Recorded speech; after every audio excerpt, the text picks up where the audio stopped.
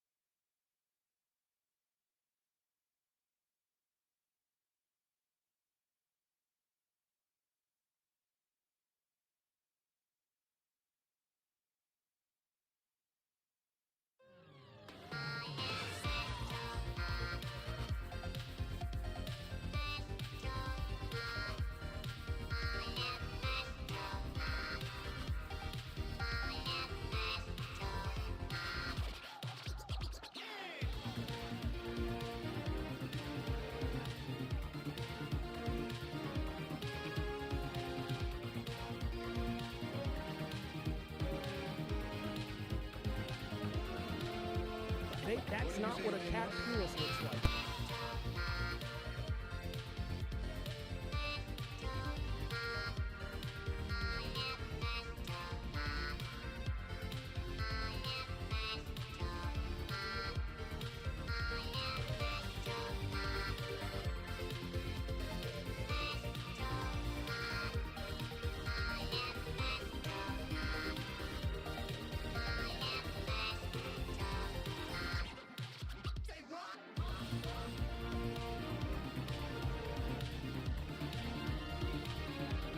Pornography destroyed my life.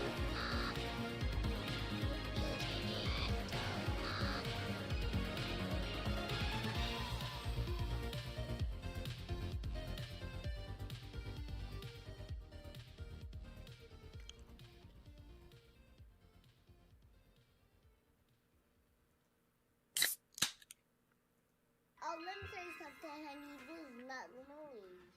No offense, David Jaffe, but that's bullshit. You goddamn right. Welcome. Hang on. I'm eating a Jolly Rancher. Give me a minute. I'm done with it. Fellas, Filettis, welcome to the show. Welcome to Gabbing and Games for the 24th, which is really just State of Play Day. We got some news we're going to talk about. It's good to see everybody. There's stuff happening in the industry today outside of State of Play, but that's what everybody's talking about. Everybody wants to vibe with today, and I'm excited. There's some rumors of what's going to be there. Stuff. PlayStation's goofy. I don't know if they're mad or if they fucked up or not, but they leaked, or maybe it was, I don't know, but suddenly on the PlayStation Store this morning, you could already tell that there's going to be a Soul Reaver 1 and 2 remaster they're going to show today, and which is fine, I suppose. I don't know. I barely ever played Soul Reaver 2. Was it Soul Reaver? Oh, Legacy of Kain. Yeah, Legacy of Kain, then you got Soul Reaver 1 and 2. I never really played it. I honestly found the switching between the worlds a little annoying. Like, I was like, okay, well, I didn't like how the puzzle system worked. But anyway, Carlos says maybe that leaked yesterday. Could have been. So there's some news happening we'll talk about, but I'm excited for today. There's a rumored Ghost of Tsushima is going to be there. The sequel, God, I hope it's the sequel, not a fucking remaster on PS5. We'll see if Horizon Forbidden West, is that the first one? No, the second one. The first one, the Zero Dawn's going to be there. We'll see that. Let me know if the mic is peaking. I'm trying to improve the audio and video quality of this here show, and people were telling me that the other show the other day was a little peaky, so let me know. But anyway, but Grub says also there's going to be a less exciting remaster that's in the works. Whether it's shown today or not, who's to say? I feel it's going to be God of War 2018, but some people have been saying, no, it's Days Gone. What are you talking about? Look, think about this for a minute, my dear delightful delinquents. Think about this for a brief moment. The fact that we get so excited, or most of us, including me, get so excited for these, and they very rarely deliver. It's just indicative of just how poor PlayStation does at messaging these days. And again, I was talking to Colin about this on the latest show. They're in a position right now where they don't feel they have to, and they're right, because they're ruling the roost. I get it.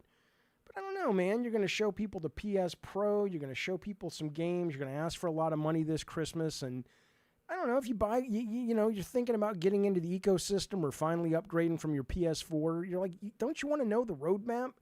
Hell, Concord had a roadmap. You'd think the goddamn PS5, PS6 could have a fucking roadmap and tell people what's coming down the line so we can get excited and we can go, okay, I want to invest my money in that. Or, yeah, no, I don't think so. I'm going to save up for a PC, or I'm going to fucking, get a sex worker to live with me over the holidays, like in Pretty Woman, but maybe she'll fall in love with me. I don't know how it's going to work out. It may not work out that way this time, but the point is, I don't know, and Sony should be telling us things. So it sucks that we have to get so excited, and then they just offer us crumbs like we're little Dickensian characters pressed up against the window. It's like, please, could you please tell me what's coming out on your video game console? And itch.io and PC gamers are over there going, dude, every day we get 50 fucking games that are worth talking about. But, it is what it is. Hello, Kevin says, what's up, cocksuckers? I don't know. Just talking, just hanging out. Brett Moore says, I like being surprised. I do too. Mutmo says, you may want to go loud and rely on the listener to mix accordingly rather than to be too low. Well, let me know how I am right now. Bloodborne Remaster says Bukkake would be the least exciting thing. Can you imagine, man? Can you fucking imagine? They're not going to do that. They're not doing that. We know they're not doing that. But, I mean, my God, that would be great. That would be great. Ravno says, State of Play is just here. Watch some ads, literally. I mean, but that's what it's always been. I mean, that's what every time Sony opens its official PR mouth, it's, hey, watch some ads. Buy some of our shit, right? That's how it works. I mean, that's no surprise. I don't miss the live stage shows. I mean, I miss kind of the hype and it's kind of entertaining, but, you know, it's at least this goes faster. I don't have to fucking deal with, although Giant Enemy Crabs is pretty fun. That was pretty good. All right. But we got about 30 minutes, so we're going to hit some news before we get there. And some of it will rely on the State of Play stuff. And again, I'm down to 2 monitors. My third monitor showed up yesterday, so tomorrow's streams will be back to normal. You know what else showed up yesterday? I'm so excited.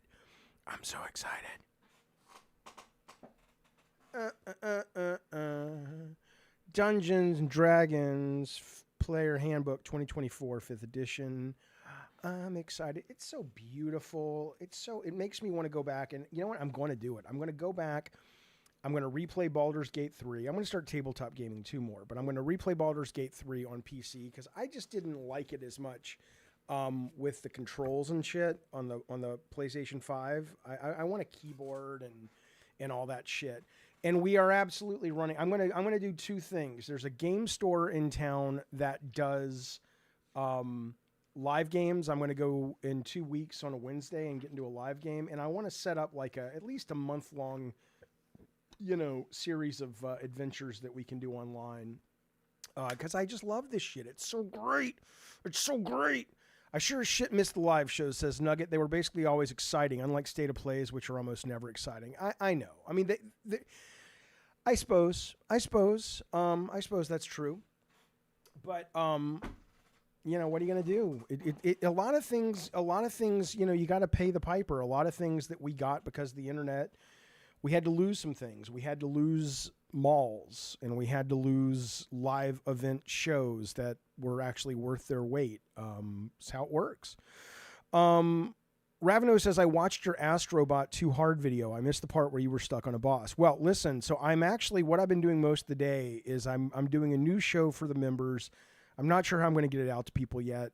Maybe it'll eventually trickle down after a week or 2 to non-paying members. I don't know yet, but it's right now it's called Brain on Games. It's all about game design and game theory and game as an art form. And it's less about the news of the day. And I'm actually putting a chunk in there about that boss and why I walked away from it. So all that will be in there if you're interested. So, oh, interesting. What's funny is the mall I was going to go to, that was going to go open. Wait, the mall I used to go to, says Carlos, was going to open a Warhammer store, but now the mall is closing. Yeah, I mean, it's, you know, absolutely. It's, you know. Are you going to play the new Mario Party? There's a new trailer that released today. Yes, I am absolutely going to do that. And we'll be doing a game night for it. I'm looking forward to it. It comes out next month, I think. It's like 25 player online Mario Party. Do you mean you're just doing a single one-time show? LOL, says Mr. K, about Brain on Games. Depends. If people watch it, I mean, look, I put shows up. It's just like anything else. If I put it up and I see analytics where it's like, holy shit, people like this, then I'll do another one. But no, I'm not going to sit there and do 20 shows of something that is getting declining views. Why would I do that? But hopefully you guys will like it. I like doing it. I'm editing it within an inch of its life. I think it's pretty good, but you know, you'll let me know. Let's look at some of the news while we're waiting for the show to begin. Okay, well, we know that. We're waiting. We got 30 minutes for it to kick off. So in the meantime, I played this last night. I played Epic Mickey Rebrushed. Now, I've never played this game before. So, you know, I don't have a sense of nostalgia for it. I love Disney. I love the theme parks. This game is all about that. all about the theme parks. It's like a demented dark theme park. So you're playing in like, you know, there's like, I was on the Dumbo ride last night, and it's a small world. And yeah, it's out already. It's sitting at like a 78 on Metacritic. It's got, it's too expensive though. The demo is out. Ravenous says the demo made him nope out of this. Isn't that interesting? It made me go, oh, I want to play this very, very much. But again, I love the brand. I love the brand remixed like this. I love the brand as it relates to the theme park. So it's kind of like Star Wars Outlaws. I'm not the guy to tell you if it's good or bad. The reviews, though, have said it is, it was always really interesting and clever and neat and recommended, but it was never great. There were always weird little problems with it.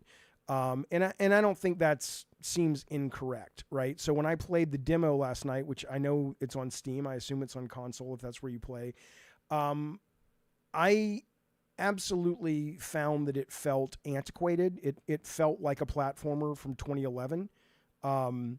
It was, you know, there wasn't a lot to it that would keep you engaged if you don't love the brand. So buyer beware. But it's a $60 game, and I'm like, yeah, I don't think so. I'm not spending $60 on this. I assume this is going to be down to, you know, $30, $20. That seems like the right part. You're saying the PS5 version felt rough, floaty, clunky. I did not get that with this. I don't know if it was running. Maybe yours was running at a lower frame rate, but my Mickey felt that's filthy. Bill Spencer! Bill Spencer! Bill Spencer, baby, let's go! My experience with it was great. It felt really, really good. That's a good point. Carlos says I'll wait for Game Pass. It's THQ Nordic, and they do put stuff on Game Pass. So, yeah, that would be great. That would be absolutely great. So, anyway, I played this. I enjoyed it. I was very, very surprised how much I enjoyed it. And, you know, it's interesting because I've been getting a lot of people talking to me on the internet about going, Jaffe, don't you know what a platformer is, blah, blah, blah. And, you know, this is a platformer. It literally is tagged as a 3D platformer.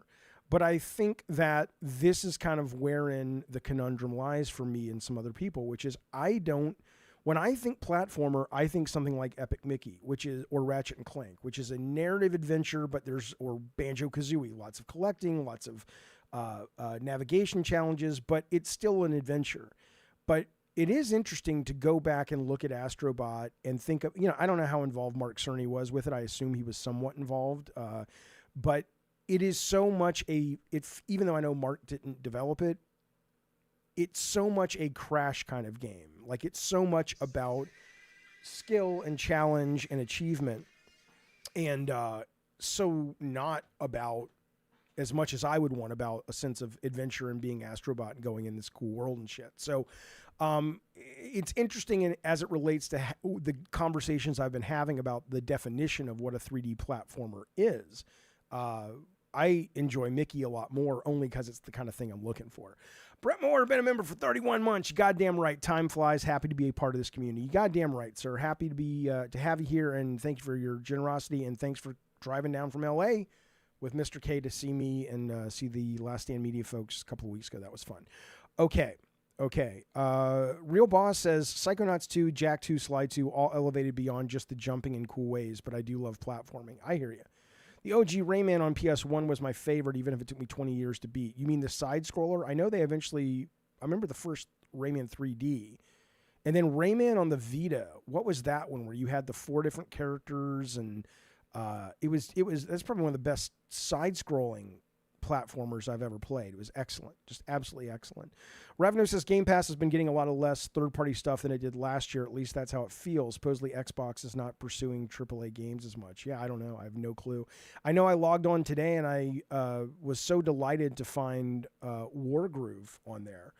Not that I've been looking forward to it, but I'm just like, fuck it. There was the little cloud icon and I'm like, fuck it, let me play it. And I played it for about 10 minutes and I'm like, okay, I'm done. Because I didn't have to download it, didn't have to install anything. It just was there. And I'm done because the fucking thing opened with an 8-minute cutscene. I'm just like, come on, man. But I'm still loving Game Pass. But I'll tell you what, as I've said many, many times before, if it turns out that come February, they're not getting and keeping subscriptions. I think the writing's on the wall. I saw an article today talking about, they need to get a console out soon or they're going to be in worst case. I'm like, dude, these people don't need to worry about putting a console out. These people need to worry about, can they, as a studio, as a first party, consistently make games that people want to play. Nobody gives a shit about their console if there's no reason to buy it, which is exclusives. I mean, unless they're going to say we're no longer in the game making business, we're in the check writing business. Cool. Either way, I'm not going to buy another fucking Xbox console for what? For what? I mean, unless indie's great and I mean, Call of Duty, but I'll just get on my PC on Game Pass there. So I don't know. I don't know why they're even don't put the cart before the horse. Phil Spencer, what are you doing? What are you fucking doing, man? You can't even run a goddamn development team, or Matt Booty can't listen to this. Ubisoft cancels and again, I allow myself a take back if come February, Avowed rocks, Indie rocks, Call of Duty we know is going to be great if you like that series. Their strategy game came out today. It's getting middling reviews. The Ava, whatever, Civilization competition. Stalker, even though that's not them, it's an exclusive for them. But if suddenly February the worm is turned, they'll have my apology and I'll be thrilled to fucking give it because I want it to work. I fucking want it to work. Kevin says, what would be cool if every game studio capped game budgets at like 10 million and focused on making a good game within that budget. There are studios that do that. Maybe not 10 million, but they're called Devolver or they're called, what's the other one that does that's kind of in that Raw Fury. I mean, there are plenty of studios that do that. The problem is a lot of people just don't show up and buy them. There's a reckoning coming, my dear delightful friends. There is a reckoning coming, and I will be here from my cozy perch watching it all burn down. Because end of the day, the cream will rise to the crop, the great games will remain, the talent will find a place to work, and all of the shit will wash away. Because the fact of the matter is, no matter what you want to say about subscription services or budgets or this, that, and the other, here's the real big problem. There's just too many goddamn cockadoodie fucking things to fucking play. And that's wonderful if you only have to have 2 or 3 mouths in your studio to feed and you're making one-man band games like Hollow Body that just came out and already sold 30,000 copies. 30,000 copies, you say, that's a disaster. Well, it would be a disaster if you're Concord. But no, this is a one-man band and it costs $20 to buy. I don't know, do the math. What's the guy making already? $600,000 at this point? Is that right? 30,000 times 20. I don't know what the cut is. Well, somebody do the math. 30,000 times 20 times 0.7, which is what they make after the cut goes to Steam, is what this young fella, I don't know how old he is, has made. That's fine. But there's just too much shit, baby. There's too much shit to fucking play. I think Kevin says, yeah, but I think the big, huge, expensive studios need to do that, like Santa Monica. I would love for them to do that. I've talked ad nauseum about what I think these guys need to be doing. And end of the day, they just seem obsessed with continuing the path, doing what they've always done. It's like, okay, I'm sure that's not true. Maybe we'll be surprised today. Let's keep our fingers crossed. Let's look for some good news. Okay. Ubisoft cancels press previews of Assassin's Creed Shadows. Tokyo Game Show starts this week, and Ubisoft was going to have one of the keynotes. They're not going to be there anymore. This game is not going to be on display anymore. People are suggesting it's because it's been delayed. Maybe. It wouldn't surprise me, but I honestly think it may have been delayed, but not because it's in trouble, but because Ubisoft Plus. I really fucking do. I think these guys are probably sitting around now. And again, they have not released figures, right? If you look at Star Wars Outlaws, had a great write-up on GameFile, which is Stephen Totillo's Substack, which I subscribe to. I really, really dug it. I dig it. I dig his reporting. It's every day. It's good stuff. But these guys, they're talking about how the Ubisoft stock is down like 84% over the last 4 years. analysts think that 5.5 million is where Star Wars Outlaws, even though it's my game of the year, come on now, is going to settle out by March of 2025. And what I don't read or don't see is any reporting on how much Ubisoft Plus subscriptions have affected sales on Star Wars Outlaws. And I only bring it up because if you remember, there was all that like people acting surprised when it's like Xbox put out a first-party game, but it didn't sell. It's like, yeah, because it's on Game Pass. What are you talking about? Why would you buy? Some people want to buy their games, but if you give somebody the option to rent Starfield or to rent, Forza Horizon, or to buy it outright, a lot of people are going to rent it, and that's going to hit your bottom line, at least that version of the bottom line. So my guess is they're probably looking at this, and this interview that Totillo did is about the Star Wars Outlaws team getting the support to spend more time to really use the telemetry that's coming in from the data coming in from people playing Outlaws to continue to do patches and improve it. And I'm thrilled about that. I'm thrilled about that. But maybe what Ubisoft is seeing is they're going, okay, we can milk Ubisoft Plus with Star Wars and our other games up until March. Why are we suddenly now going to put... We just put the Prince Persia on there, and the DLC just came out, which people are raving about. We just put Star Wars on there. Now, a month later, we're going to now put the fucking Shadows on there. I think it is delayed, but I think it's delayed for that reason, not because it's in trouble at all. The game looks great from everything they've shown, so we'll see. Awesome Tatum says, I'm back on the train when Far Cry 7 comes out. They haven't announced that, though, have they? Kevin says, I think Black Ops 6 will give them a huge bump for like a month or two, then stagnate. You mean Black Ops 6 on Game Pass is what you're saying. Again, yeah, it might. We'll have to see. But that really, the heavy lifting is going to be being done by, did Starfield get good enough to make people care about it anymore? Is Stalker cool? Is Indie cool? Is Avowed cool? Certainly Towerborn's not going to get it done. I'm playing the early beta right now, and it's good, but it's not the second coming or anything close at all. So we'll see, but that's the news as it relates to good old Assassin's Creed. You want some good news? Here's some good news. One of the best games of the year, Unicorn Overlord. They've announced it has sold 1 million copies. It is delightful. It is excellent. It has reached the milestone faster, according to Game Developer, than the last two games they've made, 13 Sentinels and Dragon's Crown. It's delightful. It's excellent. It's fun if you like these kinds of games. Turn-based strategy game, beautiful fucking art in this game. I was a little nervous at first about how people said it played where you're not really controlling the fights, you're just watching them. But when you actually play it, it really, I mean, it sounds terrible because this is not, it sounds like a terrible pitch. But it's like being a football coach. You do all the work on the sidelines or, on your own. I don't know how a football coach, I don't know anything about football. But the point is, and then the players go out and do the play. And then everything comes back to you and go, what do we do next? It's excellent. It's excellent. 1 million copies. 1 million copies. Awesome said he spent a few hours with it. It's not his bag, but it's good. Right. Man Cave says, Jaffe, did you track down John Garvin? Do you think the Astrobot Days Gone thing is all for show? No. I didn't track him down. I reached out to him, but I haven't heard back from him. But no, I think he's fundamentally annoyed, absolutely. And my guess is if we do hear about a Days Gone remaster today, it is not going to involve Big Bad Johnny Garvin. I don't think he knows anything about it any more than I know about people talking about the up and coming God of War remake or whatever.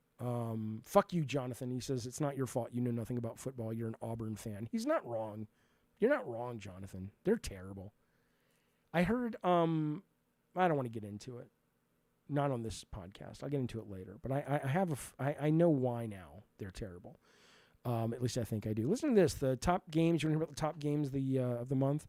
Last month, Overwatch 1 and 2 at 20, 19 NBA, 18 Tom Clancy Rainbow Six Siege, Elden Ring hanging in there as a beautiful best game ever made. Number 17. Obviously, the Erd Tree kicked it up. Sims 4, 16, 15 First Descendant, 14 League of Legends, 13 Minecraft, 12 Diablo 4, 11 Roblox. Top 10. Here we go, boys. Here we go, boys. Grand Theft Auto is number 10. 9, Star Wars Outlaws. Premiered at 9. Not so good, boys. Not so good. Number 8, Call of Duty Modern Warfare 2, 3 Warzone. World of Warcraft is 7. 6 is EA Sports, Soccer, whatever. 5 is College Football. Great game. 4 is Valorant. 3 is Madden. 2 is Fortnite. 1 is Black Myth Wukong. The Mighty Mighty Black Myth Wukong is the number 1 game of last month, and it deserves it. It's delightful. I'm bummed to see Star Wars not being up there higher, but I don't know what to tell you. It is what it is. And then, of course, there's the actual monthly active users. I'll just give you the top 10 of those. Sims 4, Rainbow Six Siege, Valorant, Rocket League, EA Sports, football, soccer. And then 5 is GTA 5, 4 is Roblox, 3 is Minecraft, 2 is Call of Duty, and number 1, of course, is Fortnite. How many games shown today, says PK, do you think are going to be exclusive? I don't know. I mean, what did we read, right? They're going to show 20 games today at today's State of Play. So, my guess is 5 or 6. But I have no clue. I don't know. A lot of people are lamenting and complaining about the assumption that there's going to be a lot of remakes. And yeah, I mean, they sell. Get mad. Don't get mad at your fellow gamers online because they're like I am and like you are. A lot of you guys try different things, but most gamers, get mad at them, but they're fine with it. They're like, oh yeah, The Last of Us, I played that. I saw that on the HBO. Let's get that remaster. That's what they do. It's an expensive business. Come to the evil side of indies and AA's. Stop being so fucking dumb. You get so many good things to play, man. Oh my God, Jaffe, where's the hyper coming from? Listen to this. Don't Nod. Let's talk about this briefly.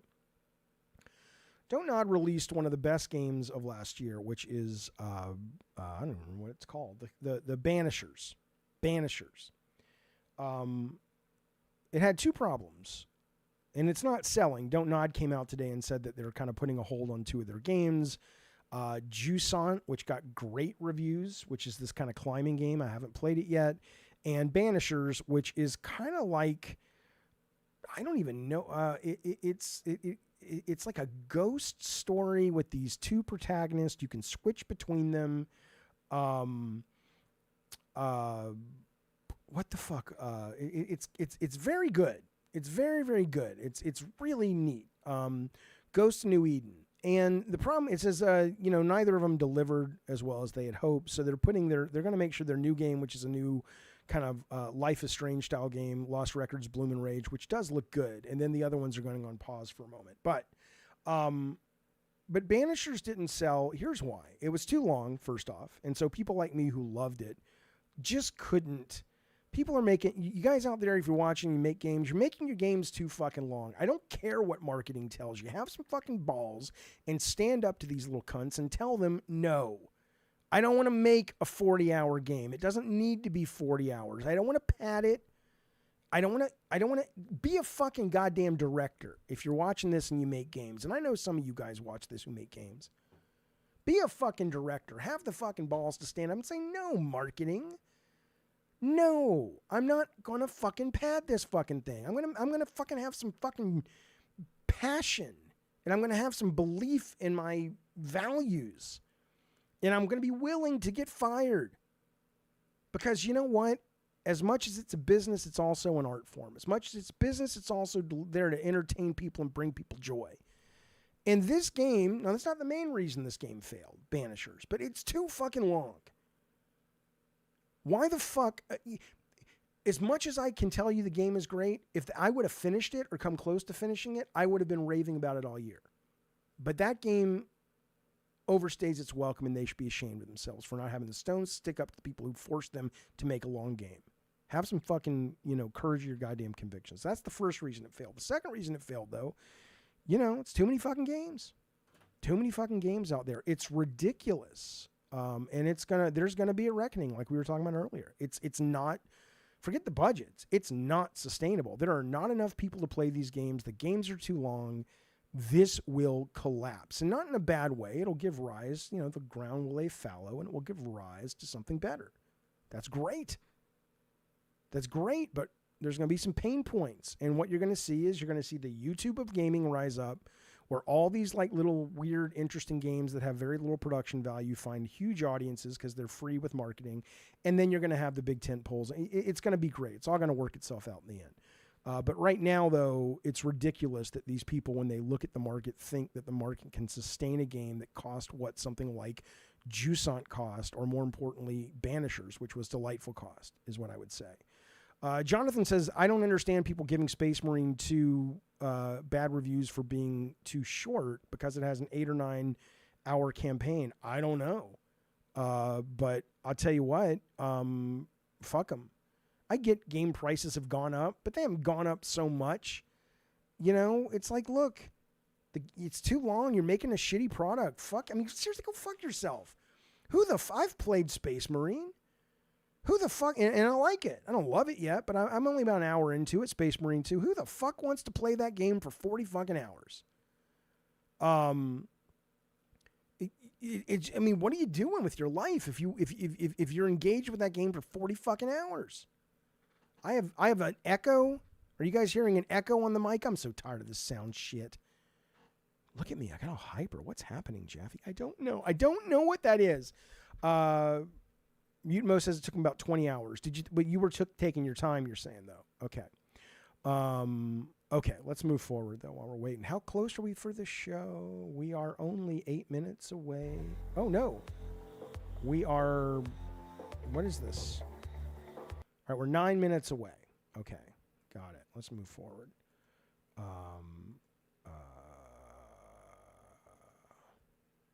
Look at that. They have their...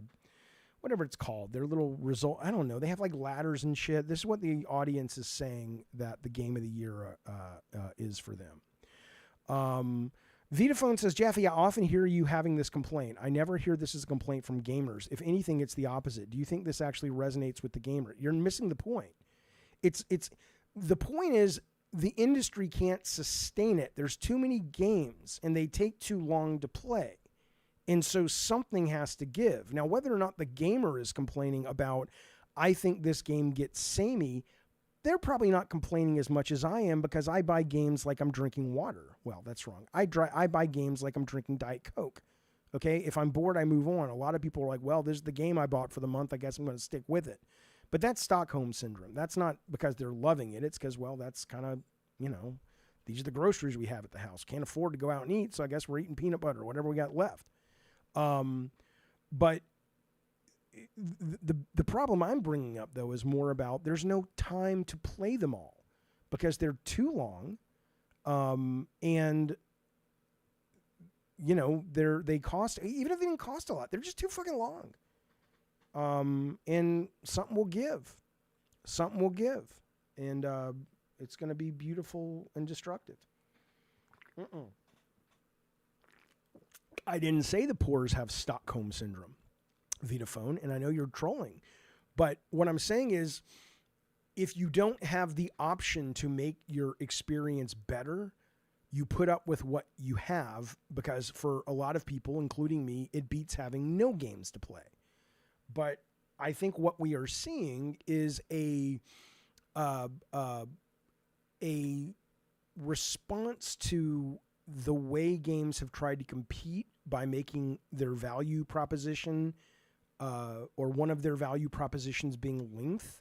It's actually having an unintended consequence, which is no one has any room to play anymore in terms of the players in the business, except very, very, very few. Carlos says Final Fantasy VII broke me. It was way too fucking long. Right? 100%. 100%. Okay. Here's what the IGN readers think, though. Their 15th number game of the year is Frostpunk 2. Just came out. Come on now. Prince Persia Lost Crown, number 14. 13, Tekken 8. 12, Persona 3 Reload. 11, Dragon's Dogma 2, which I liked a lot, but I know a lot of people seem disappointed in it. Pal World is number 10. Hades 2, which is in early access, is number 9. 8 is Like a Dragon Infinite Wealth. 7, Space Marine 2. Stellar Blade is 6.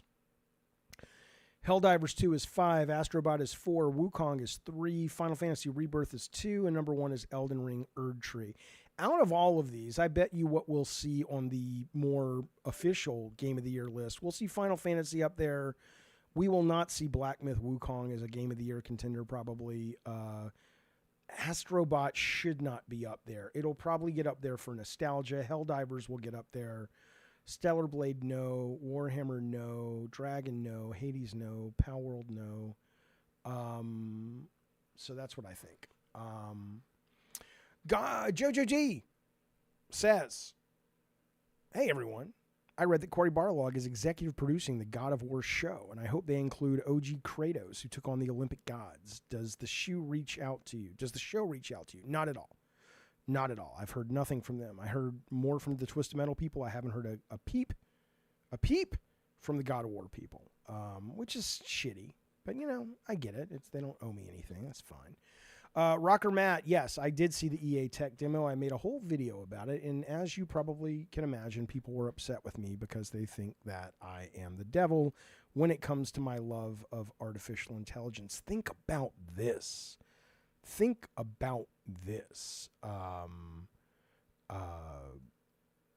Predator Hunting Grounds comes to PS5 and Xbox this October. Now, I've never played this game.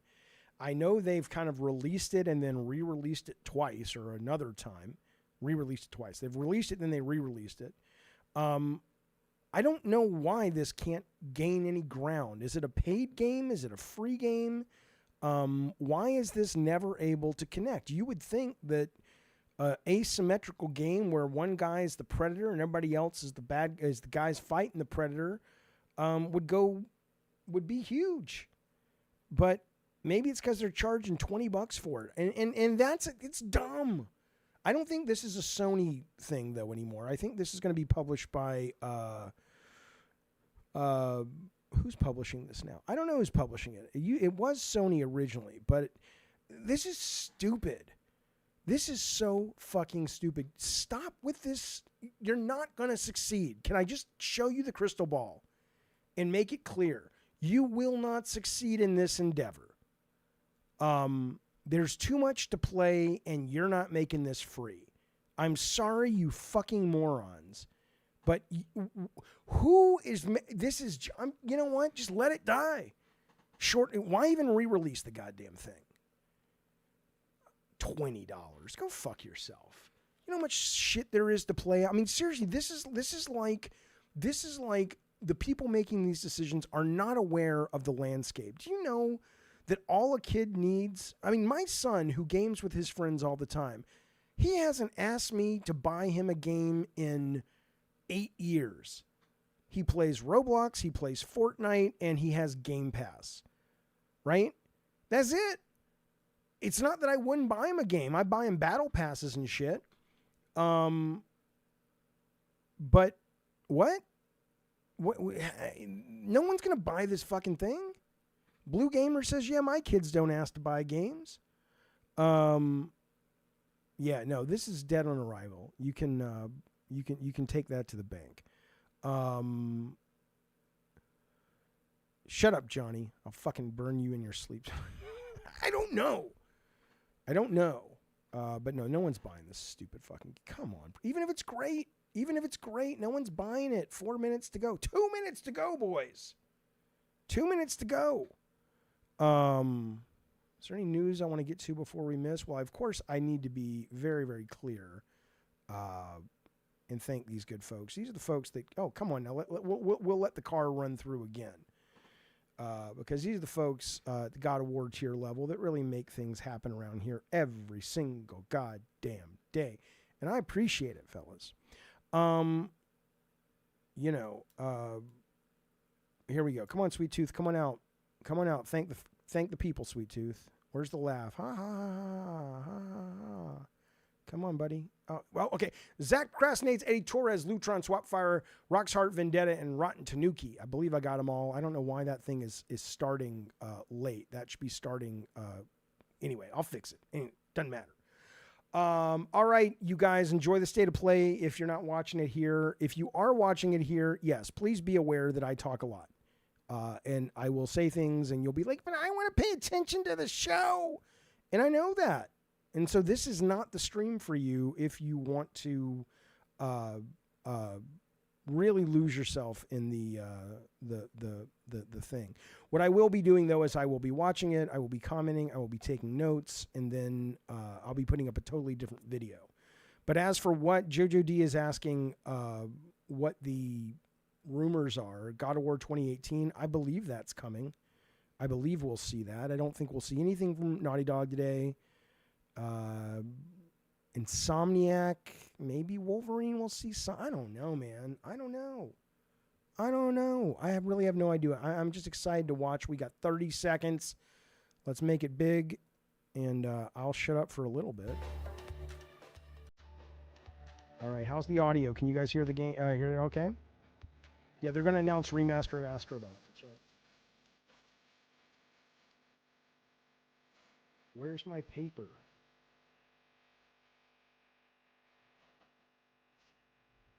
Come on, I just had it.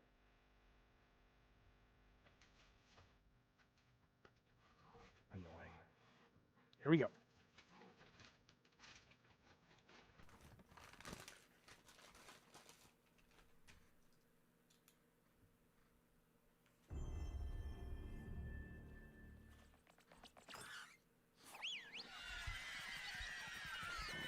Is this DLC? What is this? Shut up, idiot. Yeah, got him.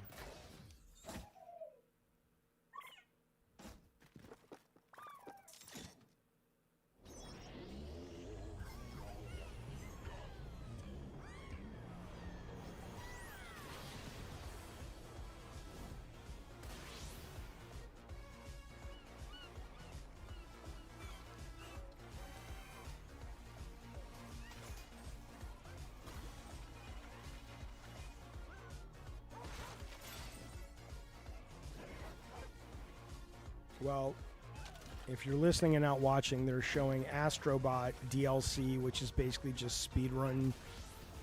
Ugh, no thank you. But here are the new 10 bots. I bet we'll see Sweet Tooth. That was Stellar Blade. We got some of the Helldivers in there. Isn't that Stellar Blade? Isn't that Stellar Blade? We got the Helldivers. That's cool. I don't know who that is if that's not Stellar Blade. I think it is, though.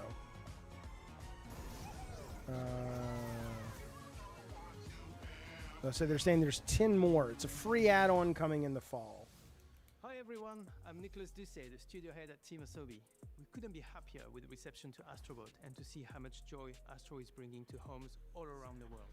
On behalf of Team Asobi, thank you so much. Now we still have a few surprises up our sleeves. Today's trailer was a sneak peek at the DLC we'll release later this year at no additional cost.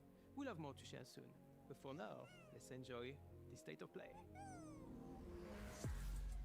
Why does he talk like that? Listen to me, burnt one. If you're intending to walk the midnight walk, you better be sure to keep your spark safe and burning. Turn it up? Yeah. While I was in the black, How's that? Is that better? I had a dream. There was a monster in the woods. Looks delightful. Visually, I love it. Like a moth into the burning light. Oh, this looks fun. I don't know if it looks like it's a good game, but visually it looks excellent.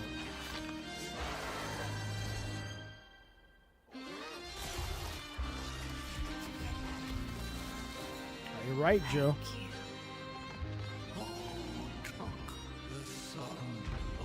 But, you know, games that look really cool are a fucking dime a dozen that don't play well. So, you know, forgive me if I'm not sold, but it does look amazing.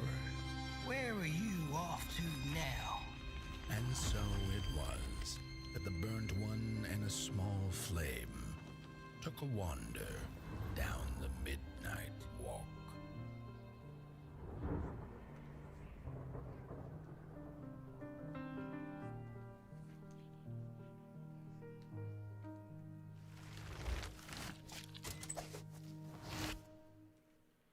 I mean, it's nice art style, but what's the game, baby? I don't remember when it happened, but I remember how I felt.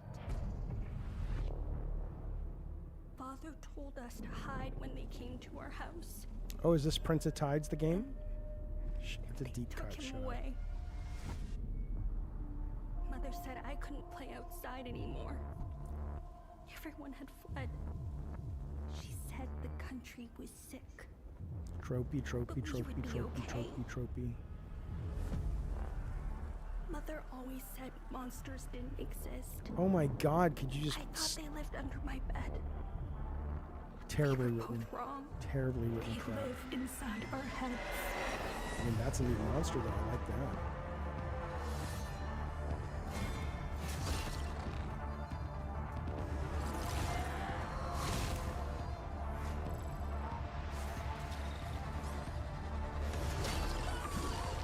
Okay, cool.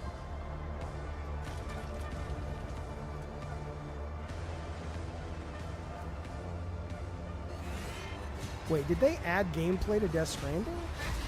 Excellent.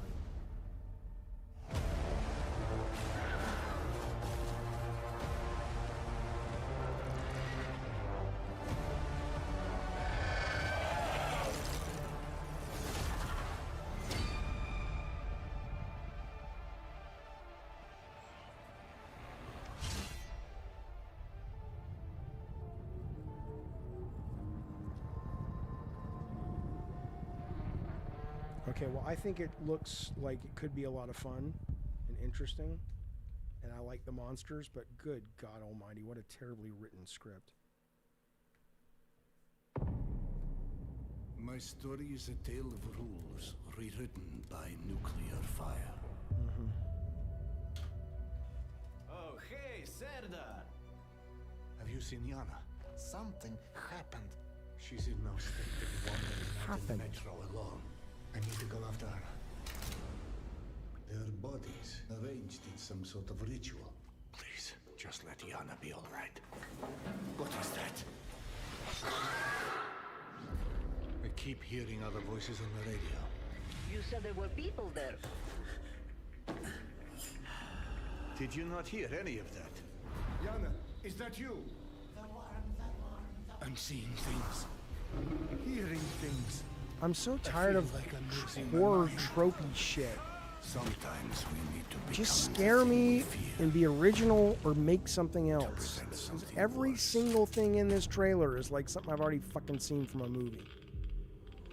Yeah, fuck that.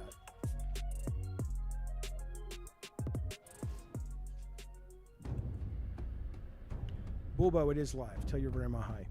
So, how did it feel to learn the truth about the night sky tragedy? Long ago, you humans slaughtered each other until the whole world lay in ruins. And yet, you have been granted another chance in Auroria. It must be the will of your beloved mother goddess. However, I still have no trust in your kind.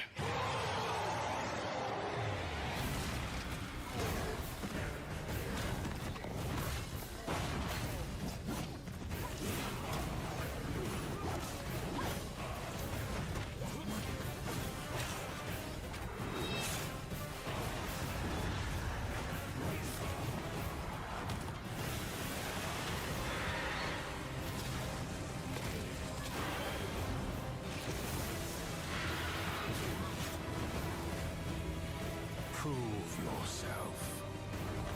If you survive this trial,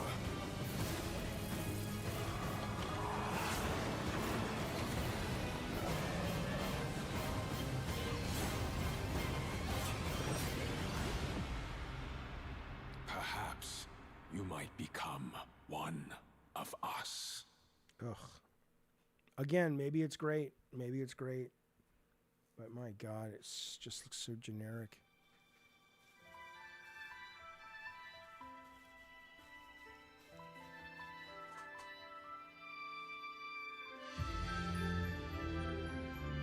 I really liked this game. I should go back to it.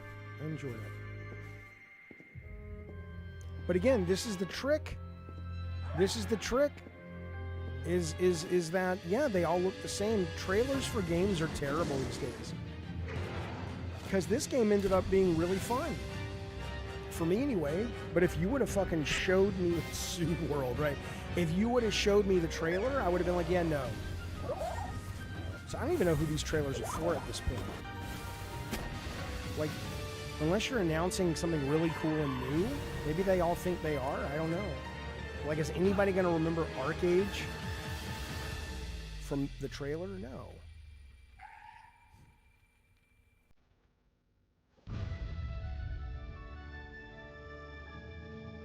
Oh, it's on PS5 today. That's good. Thanks to prepare for that new look at Pal World, an incredible open good. world It's survival fun. game that's launching today on the PlayStation 5 console. We have a few more games with breaking news today, starting with the return of 2 beloved RPGs from the original PlayStation. I don't. It's not free, no. Dreams, magical thoughts, all things are real unless you dream they're not. In your dreams, love is the plot, carried on wings of hope. Lunar Remastered Collection brings together Lunar the Silver Star Story Complete and Lunar 2 Eternal Blue Complete with updated visuals, widescreen mode, and more. Instantly we see it, the time to grow and be it, when everything. Yeah, I remember this game. I had it. I never played it though.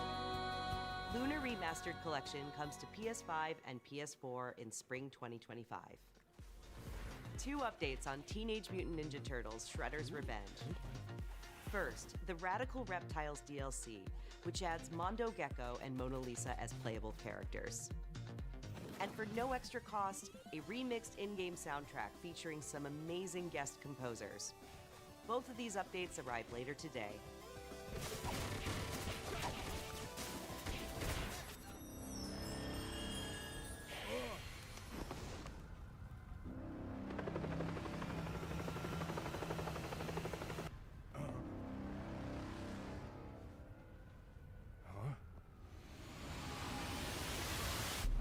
Yeah, Shredder's was good, man. And yes, you heard right.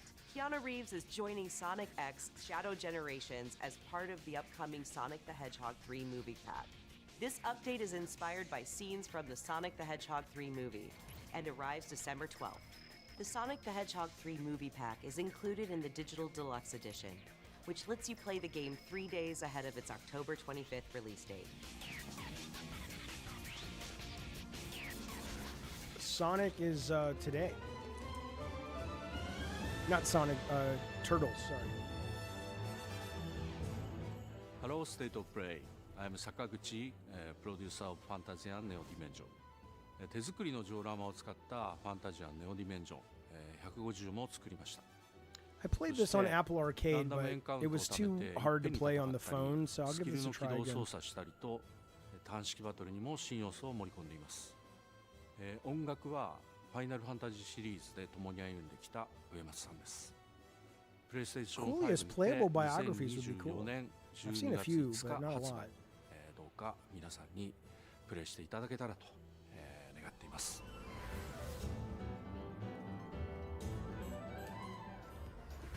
We're just over a month away from the release of Dragon Age: The Veilguard. Let's check in with BioWare and Electronic Arts for an extended look at a climactic battle. I'm excited for this game. I want this game.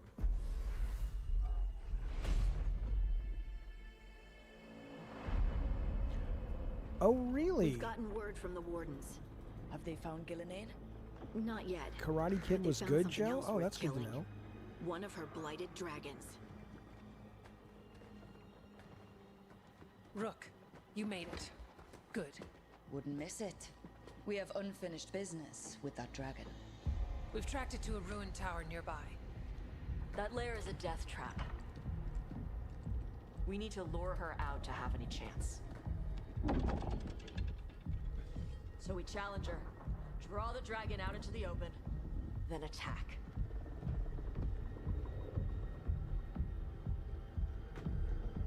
Just you and me now.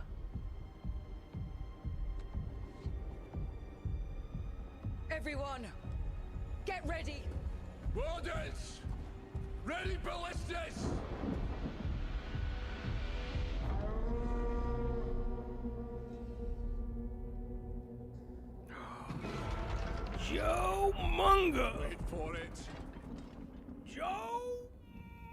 Bunga Come on. has shown up Come on. and joined the Diet Soda Soldiers. Thank you, buddy. I appreciate that. I think Joe was the guy in the chat asking about the retro content, the new designer show. It'll be in there, baby. Good to see you, buddy. Thank you for the support. Everybody give Joe a pickle tickle and your favorite emote. I would appreciate it. Thank you, JoJo. I don't think this game is ugly. I think it's fine. It's not amazing or anything, but the combat looks really good. And everybody who's played previews of it say it's absolutely fantastic. Like, people who've played like 6 hours of it say it's really, really good.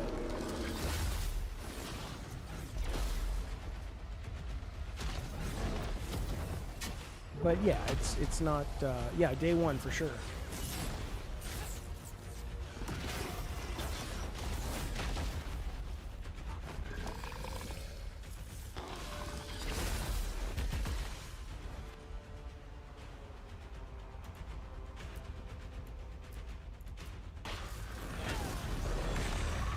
Come on, that's kind of cool. Me as well, Hawkins. The frame rate? Probably 30. I mean, unless you're saying the stream is buffering. But it does look like a 30 frame game. To me, I mean, I'm not the best judge of that, but...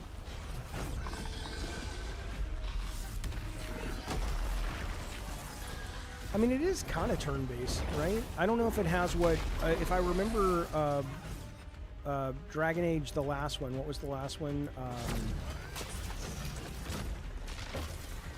Dragon Age Inquisition. Wasn't that one where you could do turn-based and real-time like what we're seeing here? Or is this you can just pause it? But you have to do it real-time when you actually unpause it.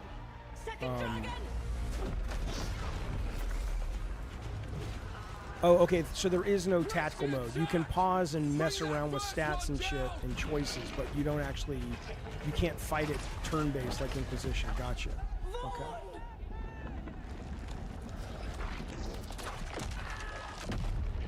Well, I'm watching the stream, Darth Nugget, on 2 monitors. One is the native, and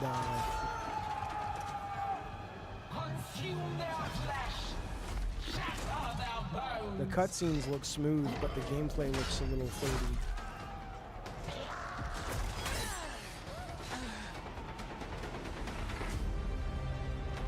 Your battle is already lost.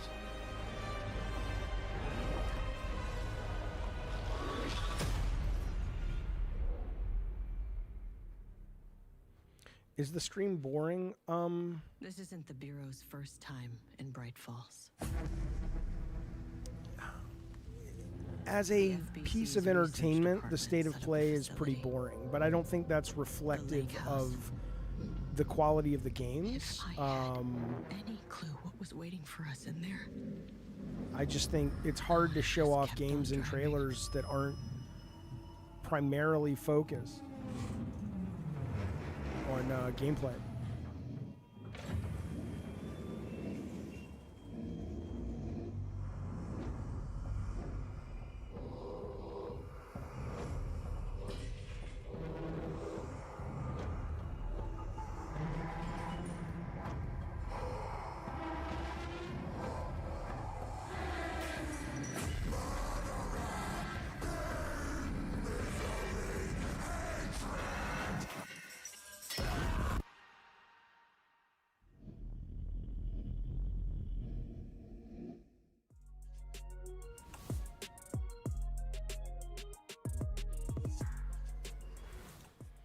Alan Wake, yeah, not for me.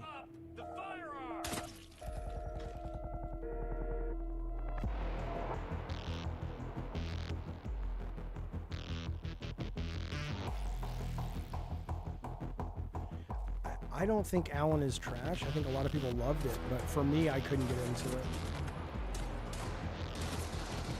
I couldn't get into either one, JoJo D.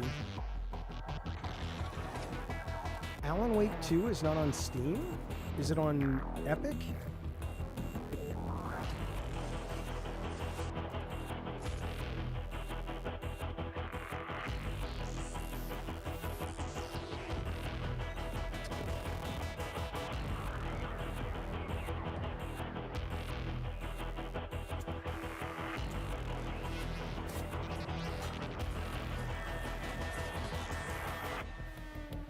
That's cool.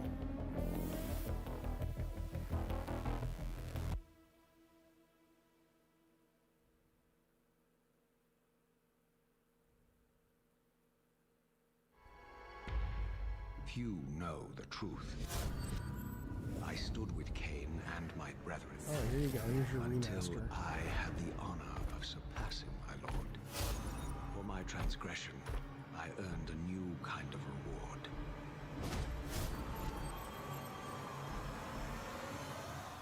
Agony. Yeah, I'm getting Silent Hill 2. This world was preordained in an instant. What madness is this? Am I so changed? I was not prepared for what lay beyond this threshold. Oh, is Grums really? God, that guy must be just bored out of his mind. Every day looking for something to piss him off. How miserable must that guy be? Especially when he's faking it. Who's that upset? I mean, Jesus, man. Get a hobby. Don't fight it, Raziel.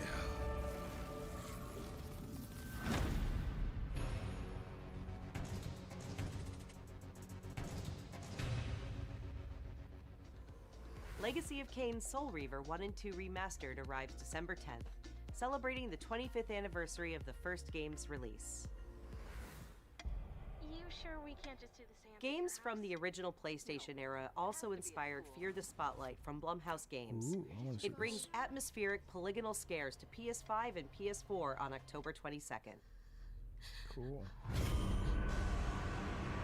This is a weird game because it was already released once, and then Blumhouse found it, and they pulled it and said, "We want to work with you to make this bigger and better." We've returned to our ancestral Which I think is land, cool. Agaspa. Build villages and nurture vast ecosystems in Towers of Agasba. This colorful world includes unique creatures, a peculiar cast of characters, and also allows you to invite other players to visit your island.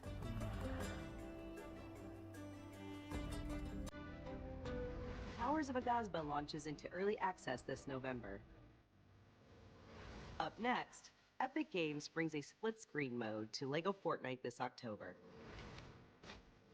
This feature enables friends and family to explore the world and build villages together while playing on the same PS5 or PS4. I mean, that's pretty cool for families. And in other Fortnite news, the new Fortnite Limited Edition DualSense wireless controller arrives later this year, with pre-orders starting October 3rd. Visit PlayStation blog for more details. Next, it's 1 versus 1,000 in Dynasty Warriors Origins, and Koei Tecmo Games is ready to share the release date. Let's take a look. Guardian of Peace, you have crossed paths with men who may one day bring about order. Until then, you must adapt to the chaos and find a way to survive. So choose your path wisely. Go forth and learn what it means to be a hero. Has there been a Dragon Age Dynasty Warriors this generation yet? For justice, but have no way to achieve it. Tearing down the system without providing an alternative is mere wanton destruction.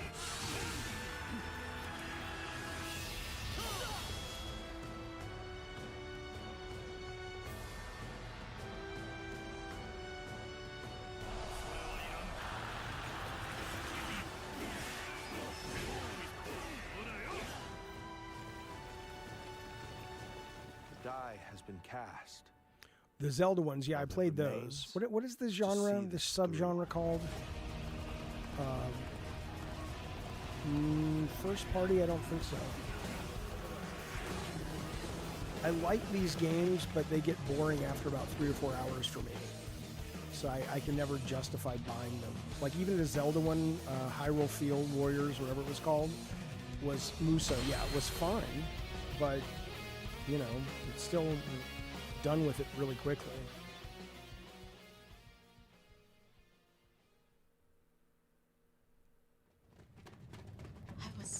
hoping that I imagined the whole thing. It's burned into my mind. Oh God, stop with these texts. So, Captain, what's your team been getting up to? The Guild gave special assignments to some of the other units from the expedition, mine included. It's Dino Crisis. This forest is amazing. My fur isn't built for this kind of weather. That's causing the water currents to surge too.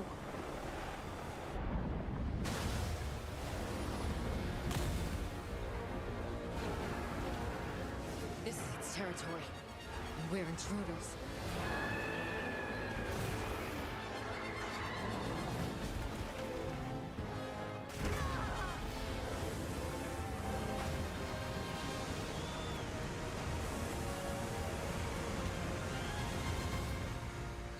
Yeah, Brett, I played the one from EA, like Monster Hearts or Heart of something, and that starts a lot quicker apparently, and I did enjoy it, but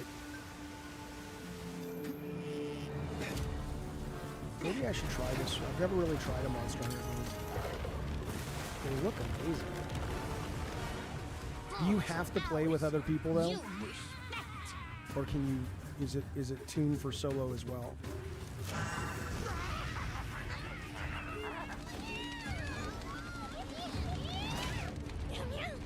Why don't they just put the meat down? Joe, not at all what? Are you saying? I'm not sure what you're saying. Leave this to me! Heels inbound!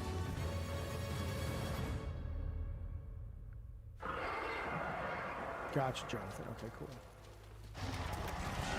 Oh, but you don't need to, says Joe. Okay, gotcha. The White Wraith. It's real! Is that what we're after? The White Wraith. Down there. Someone's in trouble. It seems we must do a more thorough investigation. Maybe What real is that boss. thing? An extinct species. I mean, it's 4-player, right? You're a I want to hunter. watch that Mario Party trailer. You've got a weapon, and you do nothing?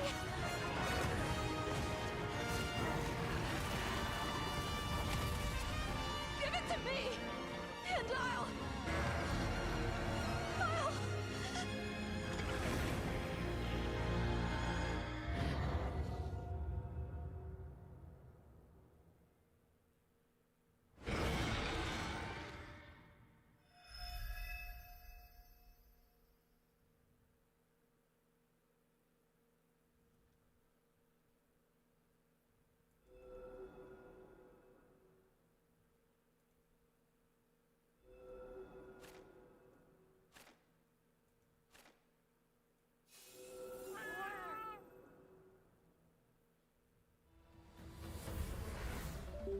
皆さんこんにちは。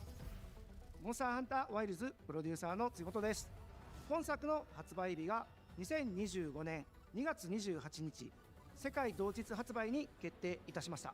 本日より順次予約を開始しますので、ぜひご予約いただければと思います。プレイステーションストアでご予約いただいた方限定の特典として、プレイステーション5でご覧いただけるデジタルミニアートブックをご用意します。9月26日の23時からはTGS2024 カプコンオンラインプログラムを放送いたします。それでは引き続きモンスターハンターワイルズの情報にご注目ください。またお会いしましょ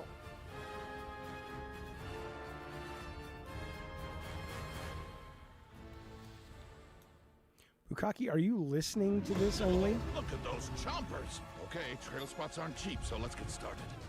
A hunter with a mysterious past and her very heroic friends are all that stands in the way of an unspeakable evil. Join them as they explore, hunt, collect wacky outfits, and decorate their village. Nailed it. This is awesome. But wait, there's more. With the digital deluxe edition, you get this exciting blue roller thing. And snazzy costumes, like the Shadow Skullboard outfit. And this, I don't know what that is.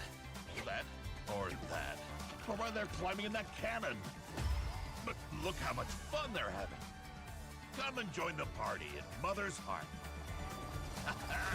Phew, got it all in. No, you didn't. Oh, I forgot to mention the pre-order. Hi everyone, I'm Kristen Zatani.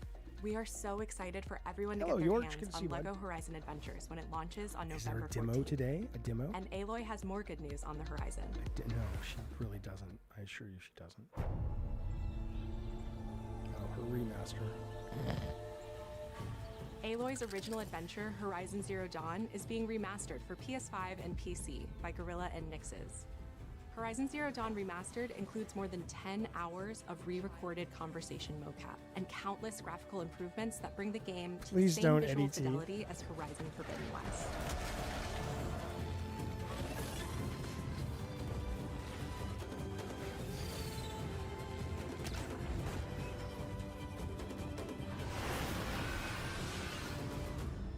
This new version of Horizon Zero Dawn will arrive October 31st, and anyone who owns the original PS4 version of the game will be able to upgrade to the new PS5 version for $9.99. Visit PlayStation Blog for more details and watch the full trailer to see all the enhancements to Aloy's epic quest. I think they remastered her. Like, I think she New looks content is on the way to the action-packed world of more Stellar Blade. traditionally attractive. A I'm new just going to photo mode say lets it. players I don't set know up if the it's perfect true. picture with your choice of poses, expressions, and filters.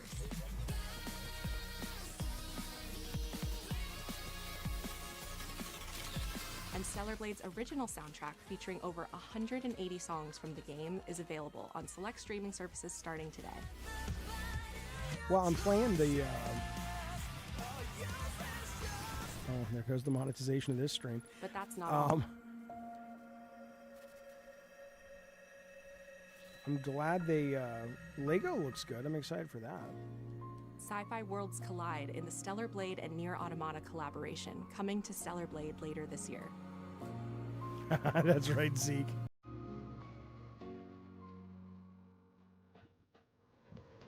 Now let's talk about what's ahead for PlayStation Plus. First, your monthly games for October are WWE 2K24, Dead Space, and Doki Doki Literature Club Plus. These will be available to all PlayStation Plus members starting October 1st.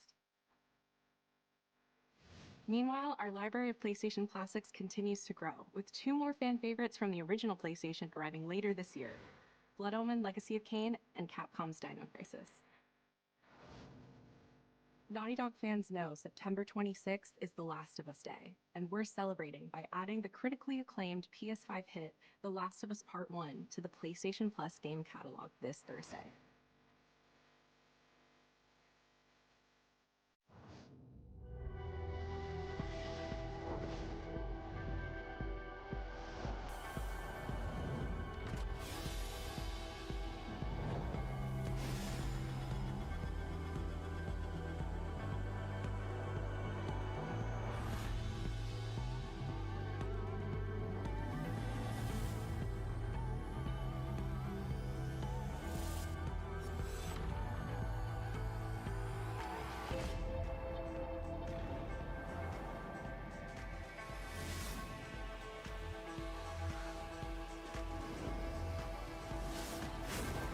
Yeah, Dead Space is excellent now.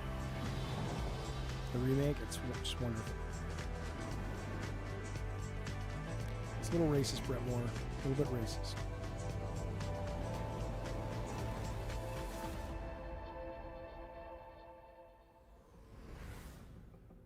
Hi everyone, I'm Mark Cerny. We recently revealed the newest addition to the PlayStation 5 family, PS5 Pro, alongside several games He seems showcasing like the superior Psychomantis frame rates here. and It might improved be his graphics arms that are the just new kinda coming out console like, makes "Hello, possible. With PS5 Pro, developers have access to 3 key improvements: an upgraded GPU, advanced ray tracing, and AI-driven upscaling that combine to bring developers closer to realizing their unique vision. We're excited for players to get their hands on PlayStation 5 Pro when it launches this November. But in the meantime, here's a look at some of the games that are being enhanced for the new console, including a few titles that we're revealing for the very first time today.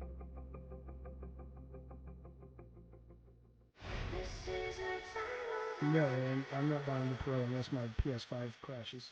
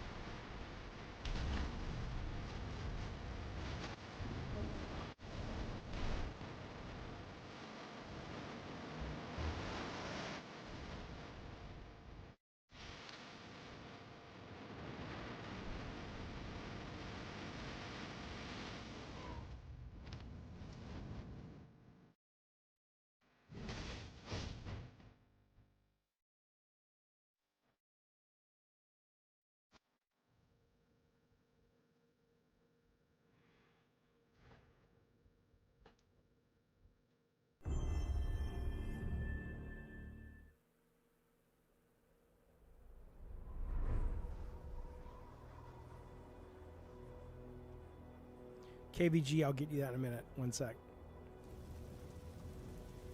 Oh, it is part 2. We are beyond the edge of Japan.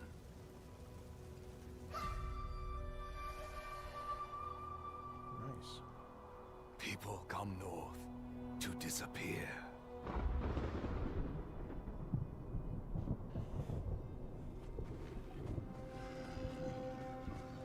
But you are hunting.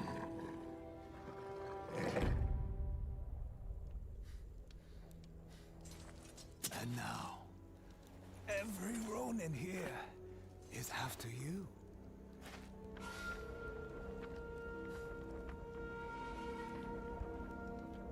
Still think you're the hunter?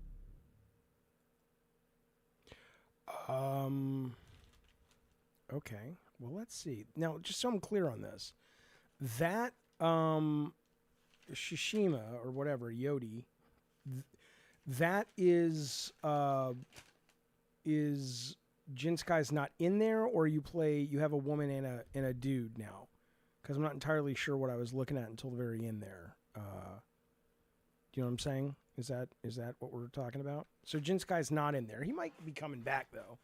He might be like the Blades of Chaos were in God of War. Like, you don't know he's coming back, then he comes back halfway through or something like that.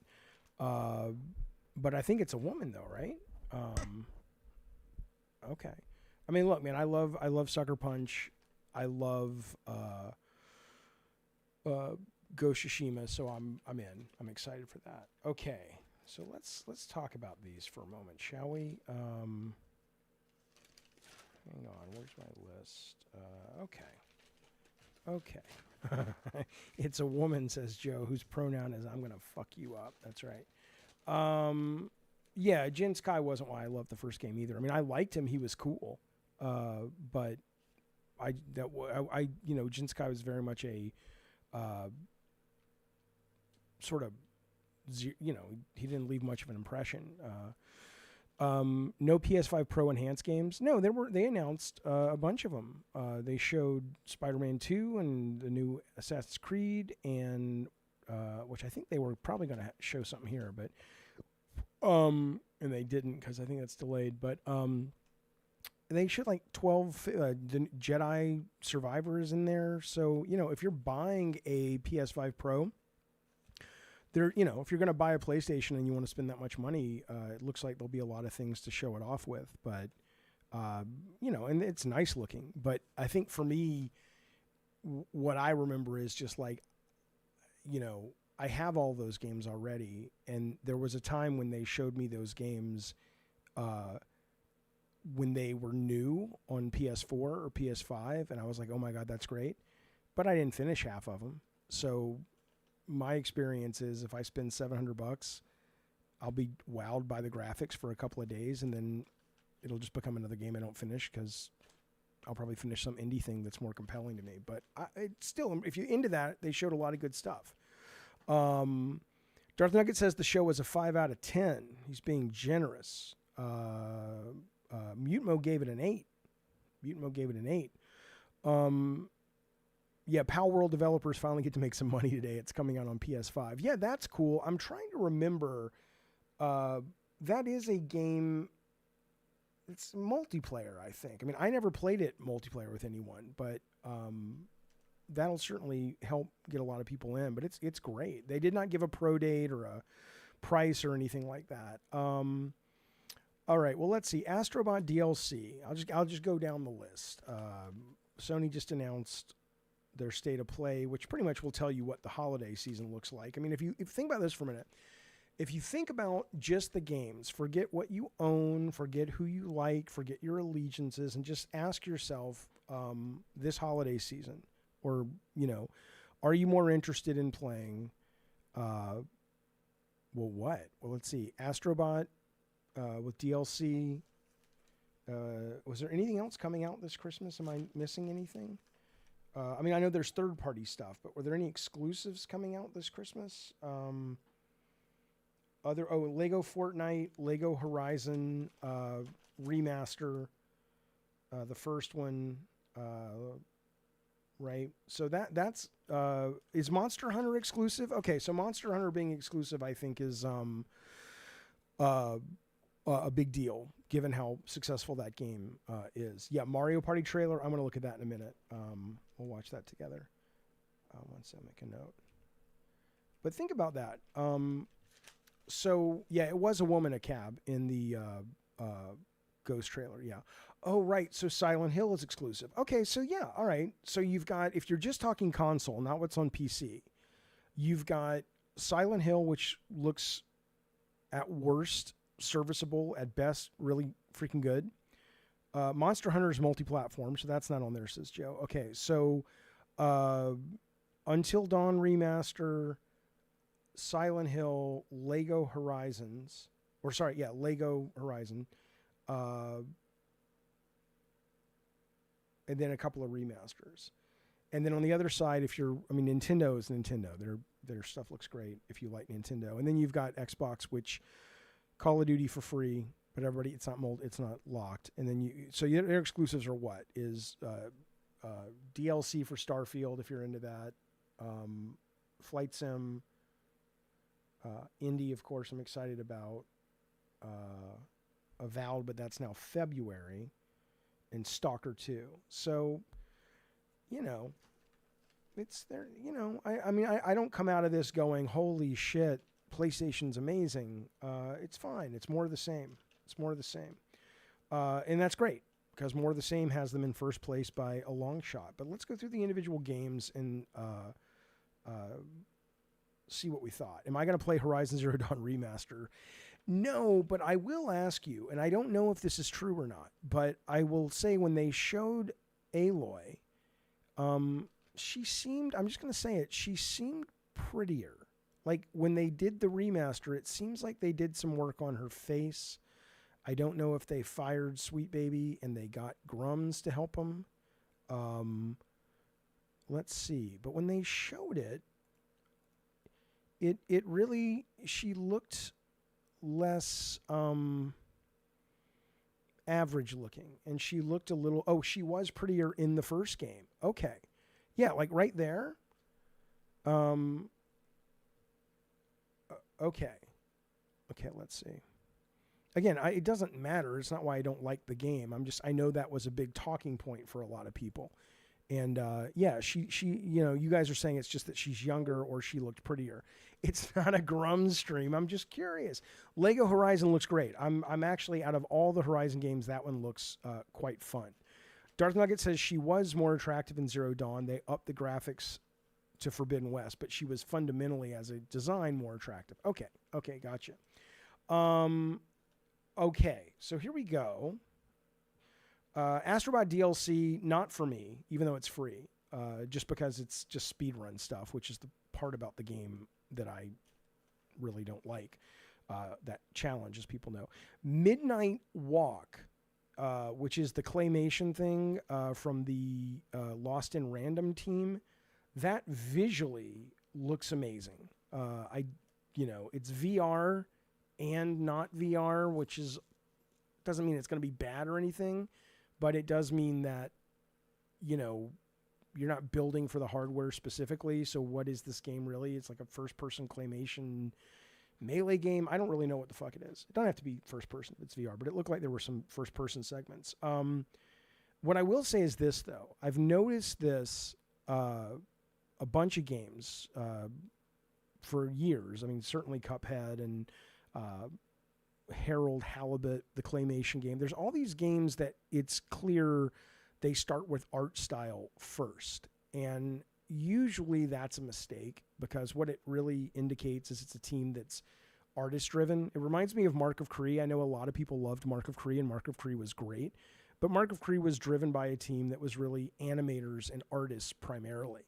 And so they gave priority clearly to good animation over responsive gameplay. And if you go back and play that game, like whenever he climbs a ladder or whenever he does anything, he has to finish the animation cycle. Whereas a lot of games will let you interrupt it because it wants to be more responsive, right?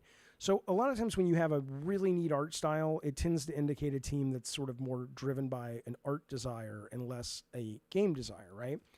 And I only bring it up because, A, when you look at Midnight Walk, it's easy to imagine it's going to go down that road. But the other thing that interests me about it was an interview they did about the new Legend of Zelda, which is, they said, I mean, Nintendo just gets it more than any other fucking company. When they did Splatoon, for example, they came up with the mechanic first of laying down the paint or whatever it was and then being able to ride through it. And then they said, you know what makes sense for that are octopus people. That's where it came from. They didn't start with, oh, here's this cool piece of concept art of octopus girls, right?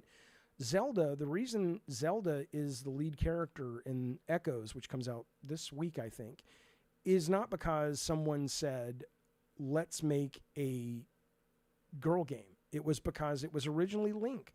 And then when they had Link with his sword and shield and the Echoes, people stopped using the Echoes because the sword and shield was a quicker way to solve a lot of the puzzles. And they said, okay, well, we put our gameplay first, but this character doesn't fit. Maybe we should make it Princess Zelda, right? It's like the gameplay always comes first for those guys, which is just delightful. It's delightful. And I wish more companies would learn from that. But anyway, Midnight Walk, at least visually, looks good. Hell Is Us, so many of these things are just so poorly fucking written. It was such a dumb, tropey script. But the monsters look cool. I think that was the one that had the guy that had the little drone on his shoulder, right? That was kind of cool. You know, it was kind of like a Souls game meets Death Stranding, at least visually. The guy with the poncho is at that one. Hell Is Us. So, you know, I'll keep an eye on it, but it looks like it's starting to get samey. It's starting to remind me back in the year before PlayStation and maybe 5 years before PlayStation, every time you went to CES or whatever, everything was ripping off Super Mario or Sonic. It was just mascot platformer. Now it seems like all these shows are some kind of fantasy Souls from software thing. And it's just like, okay. Metro VR, didn't really do it for me. ArcAge, probably the most uninspired worst game of the show. It may be brilliant, but as trailers go, it just looks so generic and so uninteresting that I can barely even remember it. Like it's like you got blackout drunk and played it, and I remember there was a game called Archage or Arcage, and I remember that's it. Pal World being on PS5, that's cool.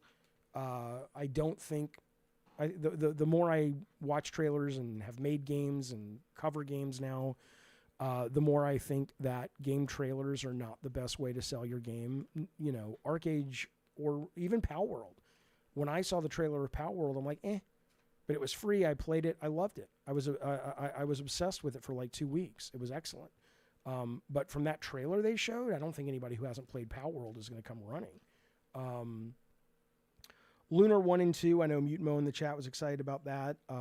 That's cool if you're into that thing. I didn't like it when it came out. I played it for like an hour now that I remember. I had the collector's edition, and it was a nice edition, but the game was like, okay, not for me.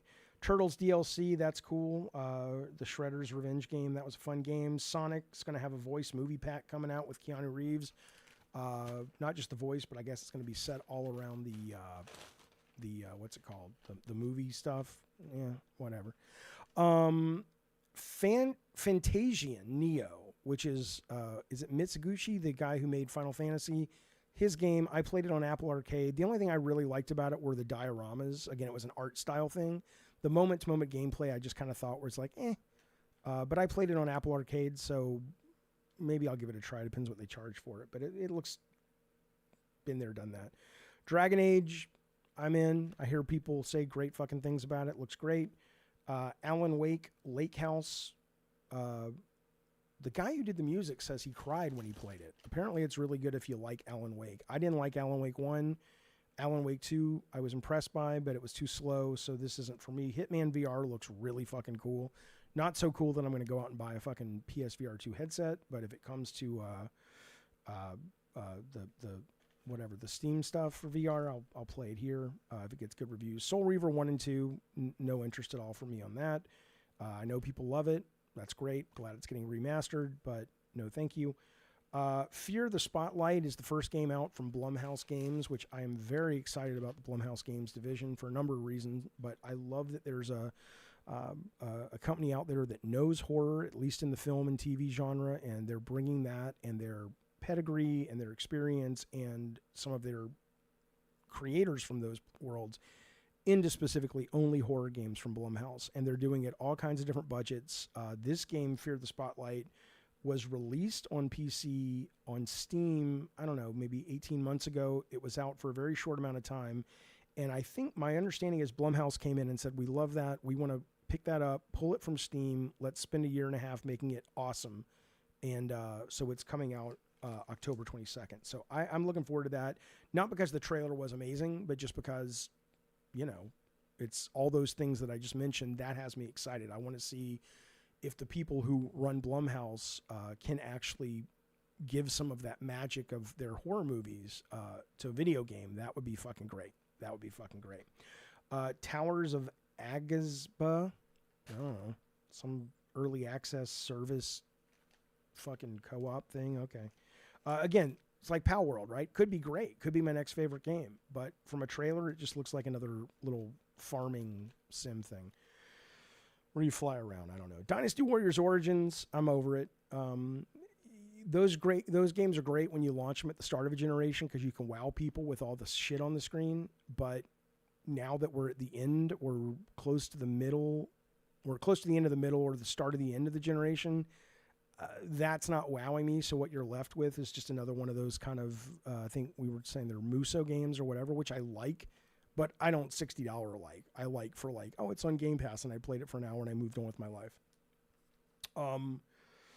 Monster Hunter Wilds, I can never get into those games, but people seem to love them. I'm hoping for something else from Capcom. What did I see from Capcom yesterday?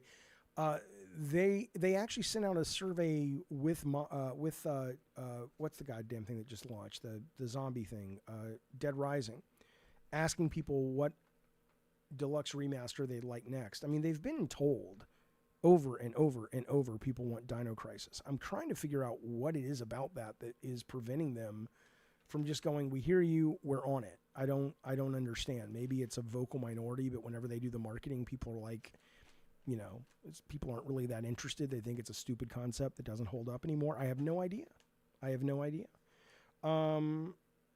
Lego Fortnite split screen, awesome if you're into that, and if you have kids, great. Horizon remake, there's Aloy. She looks a lot better. I'm still not going to play it anymore. I was bored of it. Oh yeah, and Dino Crisis is coming to the game collection this month in October, which is pretty great. Stellar Blade is getting. Did I miss any? Stellar Blade's getting some updates.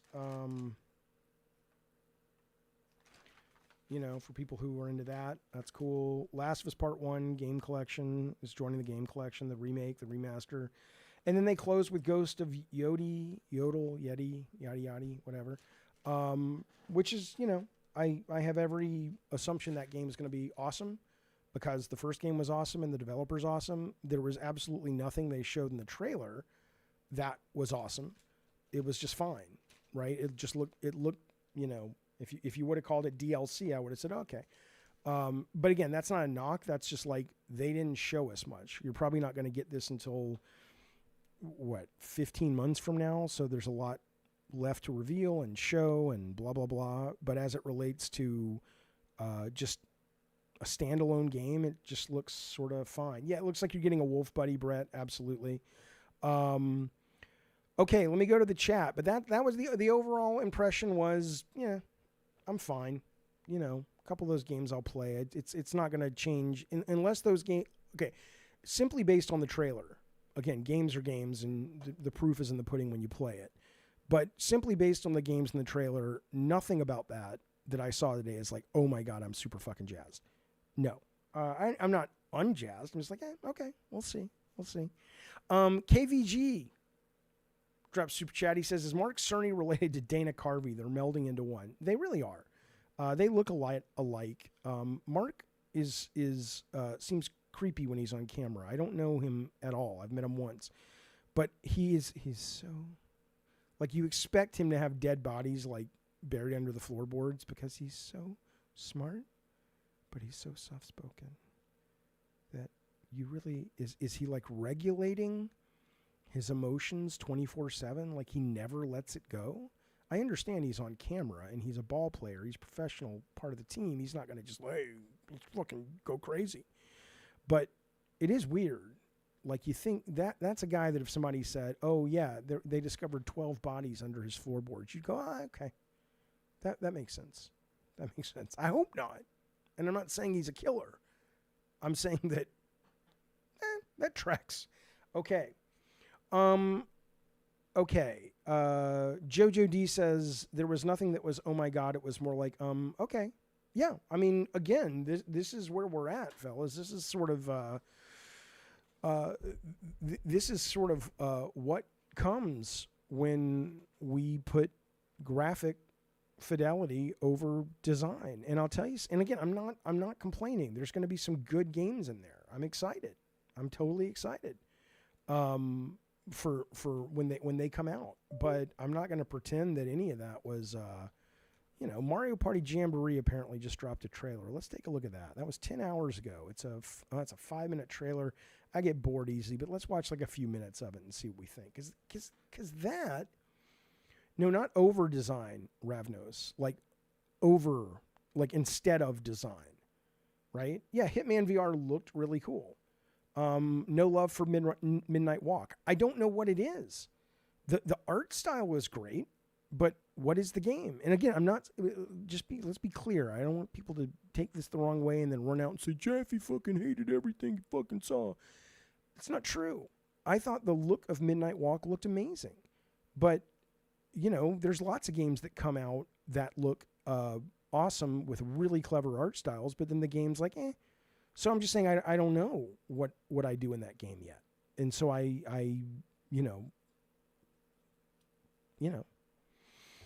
Brett Moore, we do play the Mario Party games from time to time here on the stream with members. So I'll be getting this and hoping we'll do a game night with it. But this is Mario. We'll watch a little bit of this and we'll get back to the chat. Welcome to the biggest Mario Party yet. Super Super Mario Party Jamboree! Get ready for a 4-player frenzy in Mario Party mode. Roll that dice block and move on spaces across each board. Get the most stars to win! Here are the 7 boards. Mega Wiggler's Tree Party. The paths change every time. I mean, I care, but I want to see. I want to see the Toad's item fact. I want to see the big shit. I want to see the 20 players. That's what I want. Dishes. Embark on a culinary quest to become the superstar chef. A cab, me too. Take the competition worldwide in 2 brand new online modes. It's a 20-player race to the finish in Coupathlon. Collect coins during minigames to advance on spaces. But watch out for Survivathon minigames during the race. If you lose, you'll be launched backward and might drop in ranking. Can you cross the finish line first? Whoa! An explosive battle awaits in Bowser Kaboom Squad.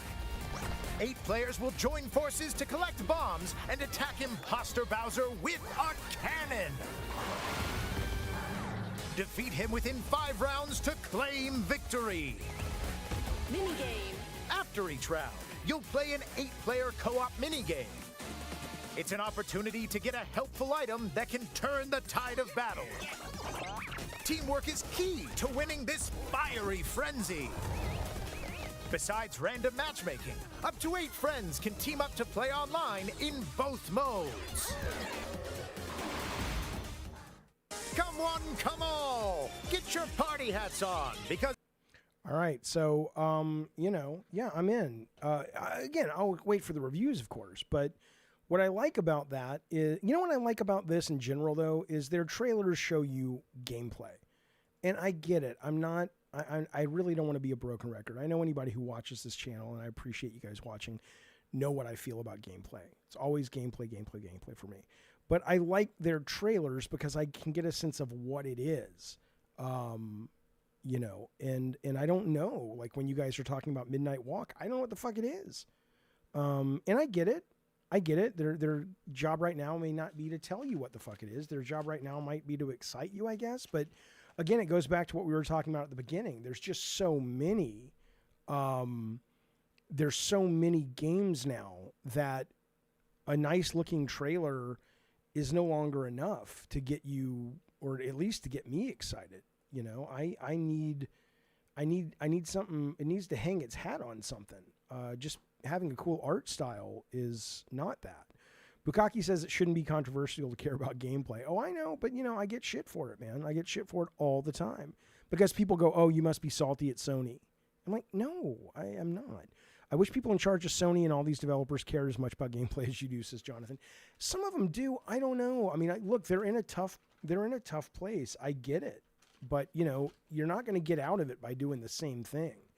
And you're also not going to get out of it by not recognizing you're in a tough place, which a lot of people would say, what are you talking about? They're not in a tough place. They're in first place. They're first place.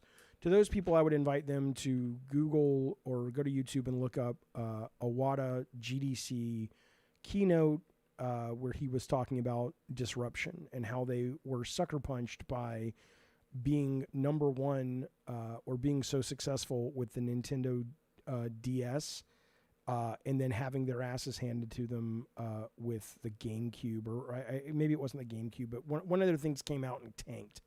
And then he was like, what? This is what we've been doing, what we've always been doing. And he's like, yeah, but the market changed. And so they had to invent different things. Real Boss says, I'm fine with these vapid products flopping. A pretty girl with nothing interesting to say is not worth time or money. I mean, yeah, I agree. Ravno says most people in marketing do not game. Well, again, what happened is you ended up with these budgets going crazy. And so you had to take into account a lot of people who don't really care either way. You know, and so you've got to deliver kind of what they want, you know, which is pretty stuff. Darth Nugget says, wow, Jaffe, just wow. Wow what? I need some specifics, baby. I don't know what you're talking about. Did you see Sweet Tooth's actor talk about a new bundle of Twisted Metal games? I did see J.S. Gilbert, who does the voice of Sweet Tooth. I talked about it on the last stream, where somebody said to him that, hey, is there a new Twisted coming? And he was like, I hear there might be some kind of remake or remaster. They haven't approached him to do the voice. He thinks if they do something, it's going to be Will Arnett because he's doing the TV show. But all I know is what he posted. I have no information. Oh, you're saying P Turtle's in the chat. I have two monitors right now, so I'm not looking at the Discord. I'll bring him in just a second. Yeah, well, but let me finish with everyone else first, because as we all know with P Turtle, there are folks that enjoy his comedy stylings, and there are folks who want to scoop out their eyeballs when he comes on to talk to us. And so I want to make sure that before we cross that path, we've talked as, we haven't gone into the deep end of crazy, basically. Not to say he's crazy, but he's probably crazy. Pedro says, I just caught up with the state of play. Pretty solid, and the new Ghost game looks tremendous. I was okay with it. Pedro, I was surprised. I didn't think the new Ghost looked tremendous. I think because it's Ghost of Tsushima, it has my sword, it has my axe. I'm totally in because I loved the first one, and it could absolutely be a big deal. But what they showed, I thought, was sort of just, fine.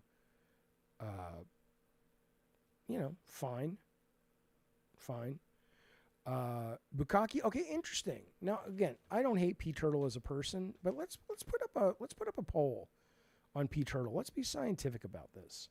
Let's see. Here's the question: and I'm going to go get a Coke, and you guys answer it, and we'll make a decision. I mean, I like bringing him on. I don't have a problem bringing him on. Yeah, bring him and Steve on at the same time because they hate each other. Do you like when Turtle comes on the show? And so we're clear. I mean P Turtle, not Turtle from Entourage. Okay, here we go. Here's the poll. I think. There it is, right up top. All right, I'll be back. I'm about to get dunked on with analytics. I'll be back in 2 minutes. I'm going to get a Coke, and I'll see you in a second, and then we'll make a decision. The fate of P Turtle.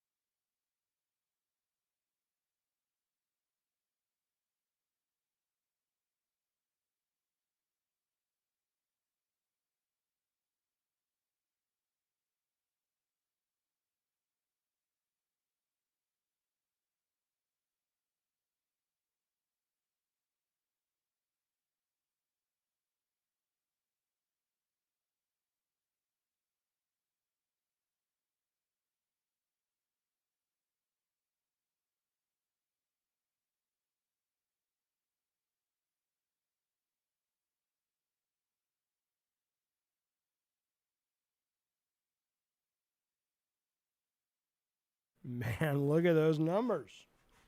Look at those numbers. I mean, this is some Trump-Harris numbers we got going on right here.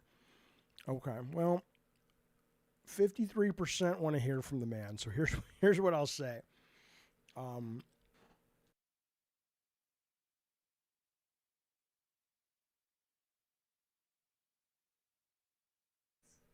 I don't have a lot of time because I got to go pick up Ace from the vet, but for the next 15 minutes, I will bring him on. I will end the poll, and if Steve H. anybody wants to come on, honestly, put yourself in the call-in waiting room. I'll bring y'all on. But right now, it's me and Pete Turtle. Here you go. No offense, David Jaffe, but that's bullshit. All right, where is he? All right, Pete Turtle, what's going on, man? I don't even know where he is. Hello? Yeah, let me turn you down a little bit. You're loud. All right, what's going on, Pete Turtle? What's going on, man? Yeah, we're just watching the state of play. Did you watch it? I did. I watched your stream. And what did you think of the state of play? I know people are gonna say that, oh, P Turtle's gonna think it's terrible, blah blah blah. He says the same thing over all the time, but I'm gonna be honest, it was trash. It was big trash, and I don't think anybody out there would disagree with me on that. Why was it trash? What part of it? It was nothing but old games. Okay. They showed an Alan Wake expansion. Yes. The only thing that looked decent was something called Hell Is Us, which I think is the only game they showed that had a white male protagonist, by the way. Why did you think Hell Is Us was looked good, though? What about it? Because I saw it. It looked fine, but I wasn't like, oh, my God, that looks amazing. It just looks like another Souls game. It had pretty decent animations for a Soul game. My problem with Soul games is that they don't, like, the combat is not flashy. It's like just roll, dodge, slash. That looked like there was some cool animations with the attack. So that I thought was okay. But let's get down to the nitty-gritty. All right. That Ghost of Tsushima sequel? Yes. I cannot believe that Insomniac isn't content with an Asian male protagonist. Insomniac? Don't you think? Isn't it Insomniac that makes that game? No. No, it's the people that made what are they called again? I don't know. You tell me. You're the expert, right? I am the expert. What is it called? Come on, you got to tell me. Sucker It's the Punch. people that made the superhero game, Sucker Punch. There we go. Yeah.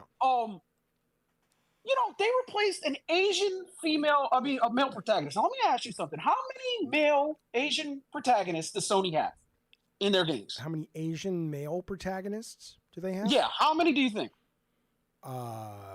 None except Jin Sakai. None. So the only one that they had that poor Asian men out there could resonate with, they replaced them with a female now. And couldn't they play that female Asian protagonist in the new Assassin's Creed? These years already she's had a a bunch of ninja. comparisons. But, I mean, don't you like women? Yeah, sure, but not in my games. Why? I like looking at a woman's butt the whole time. It's Can I tell you the may only not, time- Did you play the first Ghost? Yeah, I beat it. Okay, so it's third person, Yeah. Remember when he keeps taking his clothes off and going in the hot tub? I don't want to see that. Why do Well, you then want don't do it. And just I know, don't but do what it I'm all saying, but battle I want to games. see, I want to see her go in the hot tub. But you see, this is the issue I have with you lefty weirdos. When guys like us complain about females being attractive in our games, well, why don't you just go watch porn? That's your famous line. Well, if you care that much, go watch porn. No, what I'm asking porn is though. there. Porn is this. Porn is that. And then when I tell you I want to play as a cool male character, I'm not even thinking about sex. Well, I don't want to see him taking a bath. I mean, I'd rather watch a hot female protagonist take a bath. I'm saying that what Did you just not get schooled, by the way?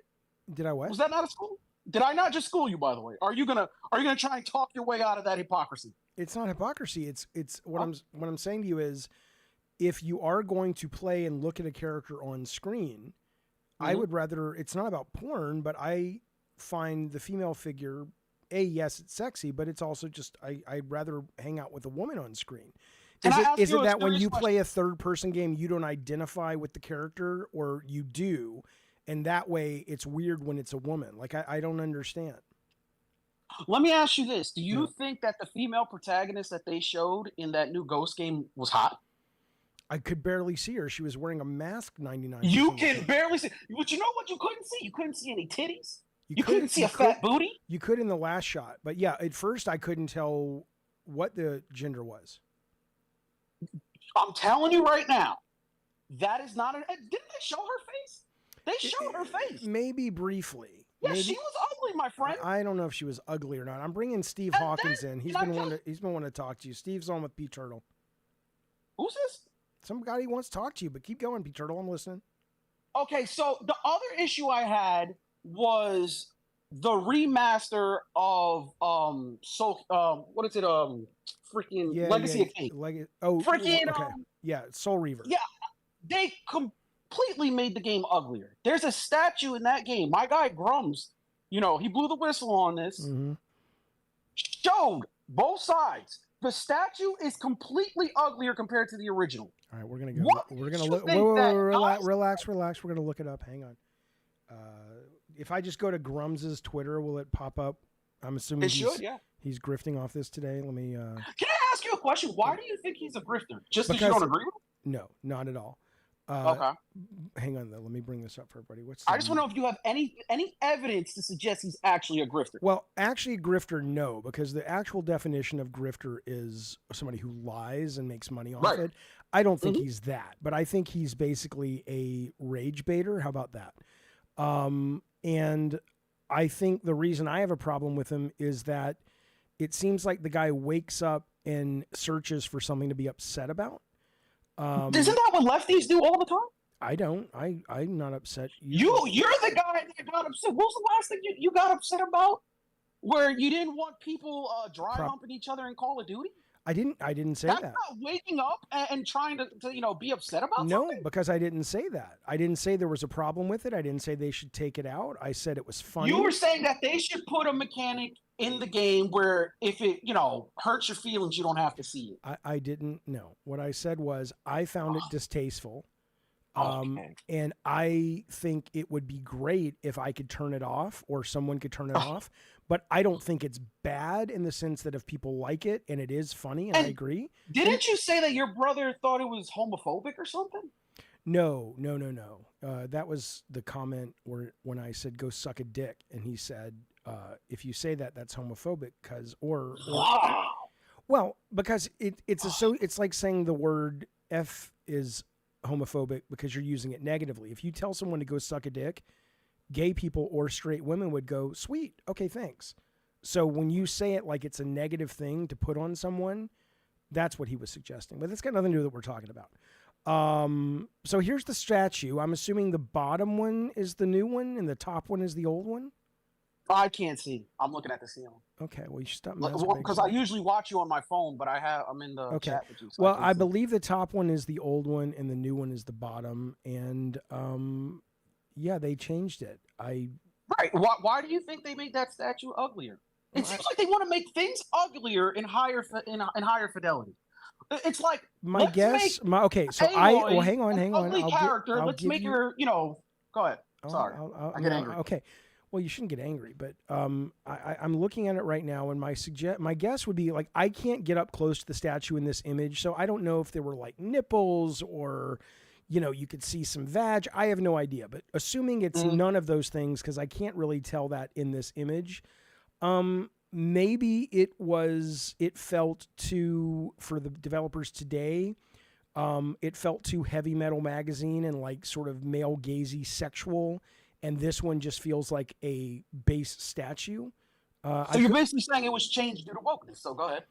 Well, it was, yeah. I would say based on the evidence I have here, that's all I have, it would look to me like there was a conscious choice to say, let's not make this as overtly sexual. Let's not even make it sexual at all. Let's just make it a statue because to the minds of those developers, there's no reason this needs to be sexualized. And so Grums was right about that, right? Shouldn't we give him some props? Or would you say he's just rage baiting posting that? Well, talk to me. I gotta find the link again. I just clicked on something from, it says Torres, somebody did something, but then it's all in white, so I can't read it. So I think we have Tori and her viewers watching. Hello, Tori and her viewers. All right, hang on, P Turtle, 1 second. Let me get back to that image. Yo, you got some female viewers now, man. What's going on? Well, probably because they're like, oh, it's a show with a guy who's not a fucking creep. Most video game shows are, oh no, it's I don't fucking know. I don't know. Weird. Yeah, people. There we go. Or maybe it could be because when I'm on. Yeah, maybe it's they like my voice. No, I'm sure it's that.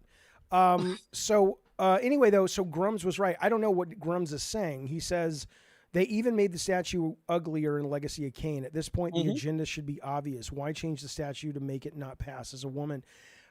Well, he's saying, and you just answered that question. Okay, but wait a minute. I don't think that every choice one makes when they are creating is the agenda of the person making the choice. So do I think there are more people out there now that don't appreciate or don't like overt sexuality, in this sort of entertainment? Absolutely.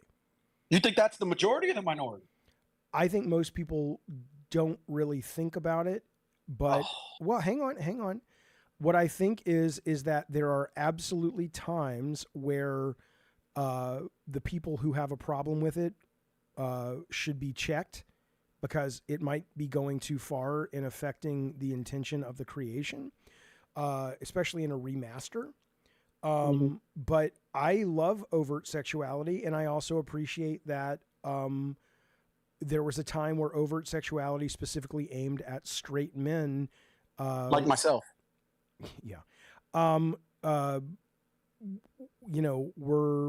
Were so predominant that it probably didn't serve the culture as well as it should have. So I think both can be true.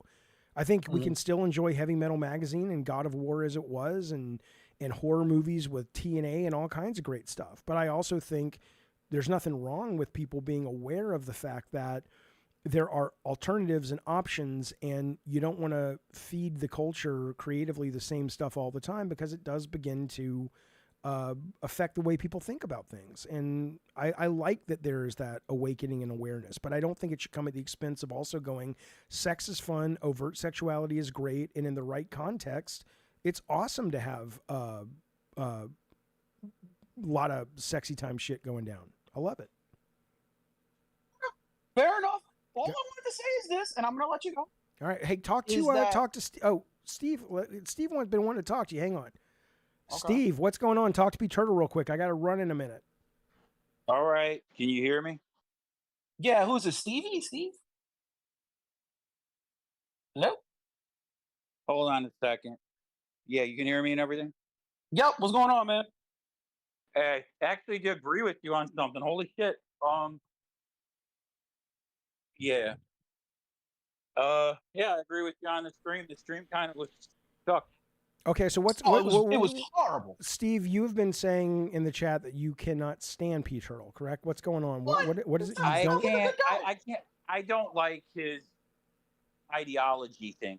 Okay, talk to me about that. What is it you don't like about his ideology? It's just the wokey stuff, man. Like his anti-woke shit. Like, come on. Like, but Jaffe just agreed with me on that. I didn't agree with you on that. You just agreed with. I don't agree. The statute being changed. God damn it! It's because of wokeness. You didn't want to say the word wokeness, but you described wokeness. I did not describe wokeness. That's the difference. Give Grums his flowers. And by the way, I don't even like Grums. Great. I just don't like you going on here calling everybody you disagree with a grifter, because that would imply I'm a grifter, and I'm not. Well, again, grifter was the wrong choice of words, mostly because the definition doesn't fit. But I would say rage baiter, yes, that's what he is. Sure. Yeah, I mean, I rage bait. We all rage bait. But what I will tell you is that, do I think that there are conscious choices more than there have been to push back on the straight white male narrative? Yes. Do I think that's hang on. Do I think that's a good thing? Yes. Do I think it's important? Yes. Do I think it needs to be overt and pervasive to the point that it takes away the fun stuff about straight white maleness, or whatever you want to call it? I think it can go too far. I think in the case of the statue, based only on the information I have, it's gone ridiculously too far. I think in the case of Concord, it went ridiculously too far, and they paid the price for it. And what about Dragon's Age? Did you see any hot female attractive characters in that game? Any great designs? Dragon Age has a character creator, and I think it is. I'm talking about what they showed in that trailer. What they were showing. None of that game looks all that compelling visually. It looks like it's fun. Yeah. But I don't think that has anything to do with anything other than that. Didn't they say that the director of that game is like LGBT or something? I don't know, and I don't care. What do I care? Oh well, you should care because there's some gender. But anyway. Okay, Steve, go ahead. Steve's on. What is your favorite new game of the PS5 generation? PS5? I think Astrobot's pretty good. I like that one probably the most. I can do that, yeah. Yeah, and I dig it a lot. I'm a huge Mario. Astrobot was made for like real gamers. Yeah, it's a gamey. It's what I call like a gameplay oriented. Just takes me back to when I was 5. Same here, man. You know what I've been playing? I've been playing the Marvel collection. I've been playing the Punisher beat 'em up. It's the best. I'm going around saving women. They're hugging me as the Punisher. You can't. How old are you, by the way? But it's not a PS5 game really. But my favorite, one of my favorite PlayStation games, like narrative-wise, is Last of Us Part 2, and that got a lot of shit for being woke. But man, I don't feel like it. I don't feel like it's. What do I put it? Like, it's not woke in the sense that, like, when I say woke, and I mean it in a negative light, it's you're just forcing this crap on us to pander to the LGBTQ community. If it like, okay, for example, Brokeback Mountain, right? That movie, I like that movie. It made it's gay, but I mean, like, I like the way that they did it. If they it makes sense, like with Last of Us Part 2, like the relationship between Dina and Ellie, I really liked it. Yeah, it's gay, it's like whatever, but who cares? Like, listen, if Last of Us 2 was one of the few games, and I'm not saying it has to do with the fact that there's gay characters in the game, but there is a feeling that the people on top at PlayStation are forcing some of these things in the game. And whether it's good or not, it feels like to the gamers that you're purposely putting this in to push an agenda on us. I know these are words that people don't like to hear. It always sounds bad. It doesn't sound bad. It sounds delusional. It doesn't sound bad. It's not delusional. We get up, Jaffe. I'm not going to scream. We have gone over what Disney's doing, and we don't got to talk about it. But they literally said that they had an agenda and that they were putting gay things in everything they possibly can. The article came out. They said they're doing it. Why would they do that if there's no agenda? But because the word agenda is what I take issue with. Do I think that whenever an artist sits down to create, whether that's at a corporate level of we fund artists to make big entertainment products, or a woman sits down to paint a picture, there is always conscious and unconscious agendas at work about the way that artist sees the world, okay? But when people like you use the word agenda, it gets into this kind of conspiracy QAnon thing, like all the LGBT people are trying to groom your kids and take them to P. Diddy's house and all of and that's the shit that is what I push back on. Do I think that there are people at Disney that were like, hey, this is great. We are, creatives tend to be progressive and lefty for the most part in that industry. And they're like, hey, this is great. Finally, we can actually, instead of making the gay character the sidekick or the jokey character, we can actually make this character the respectful star. And do I think that maybe that pushed too fast, too hard for where mainstream middle America culture is today? Probably, yeah. And I think Disney's correcting because of it. But the idea that there's some kind of evil, and I'll just say it because I know you got a lot of the conspiracies about the Jews and the Rothschilds, that there's some kind of... I don't hate anybody, man. I'm not saying you do, but I'm just saying that there's some kind of conspiracy of these people kind of sitting on high going, we will now begin the process where all of the children will be groomed. That's how you guys paint it. And it's goofy and it's ridiculous. And so Only if Kathleen Kennedy. Now I have an issue with her. Like she needs to be fired. Okay, sure. Yeah, isn't it insane she hasn't been fired yet? Well, but that's not to say that she's never done good things in the past. I just don't think she's proper for Star Wars. To me, Star Wars has always been kind of like, I mean, yeah, there's been romance and stuff in it, but it's not about that. It's about, going on an adventure and playing lightsaber bullshit and stuff. And I like that about Star Wars, but like, wasn't there a survey that just came out that said like 80% of Star Wars fans are males, and then like 50 or 40% is like white males or whatever? I mean, if that's your audience, and then you go around and you're wearing shirts that say the Force is female, and on a majority of these movies they're putting female protagonists in it. It's like, what are you doing here? Do you want to lose money? Do you want to hurt the brand? That's why people like us think there's some sort of weird agenda going on. Well, I don't got a problem with them putting gay characters in Star Wars or putting gay characters in anything. It's just I don't like the pandering shit. Like they did that with some of the Disney remakes where like they'll have the gay character and it's like, hey, I'm gay, and it's like, okay, cool. What the fuck are you gonna do with it? What are you doing with it? Yeah, that's what I want. I want a story. But This but guy- okay, but Jeffy, this guy Steve sounds like a good guy. yeah. But the thing is, P Turtle, you have to understand that the where it gets a little tricky though is when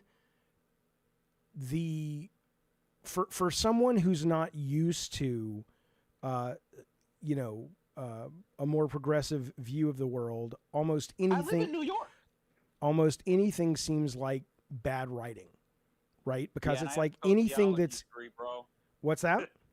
I said I have a sociology degree from Georgia Southern University, so I obviously will lean to the left with. I'm not like super progressive. I'm actually became more independent somehow through liberal arts, but Yeah. I do lean to the left on things.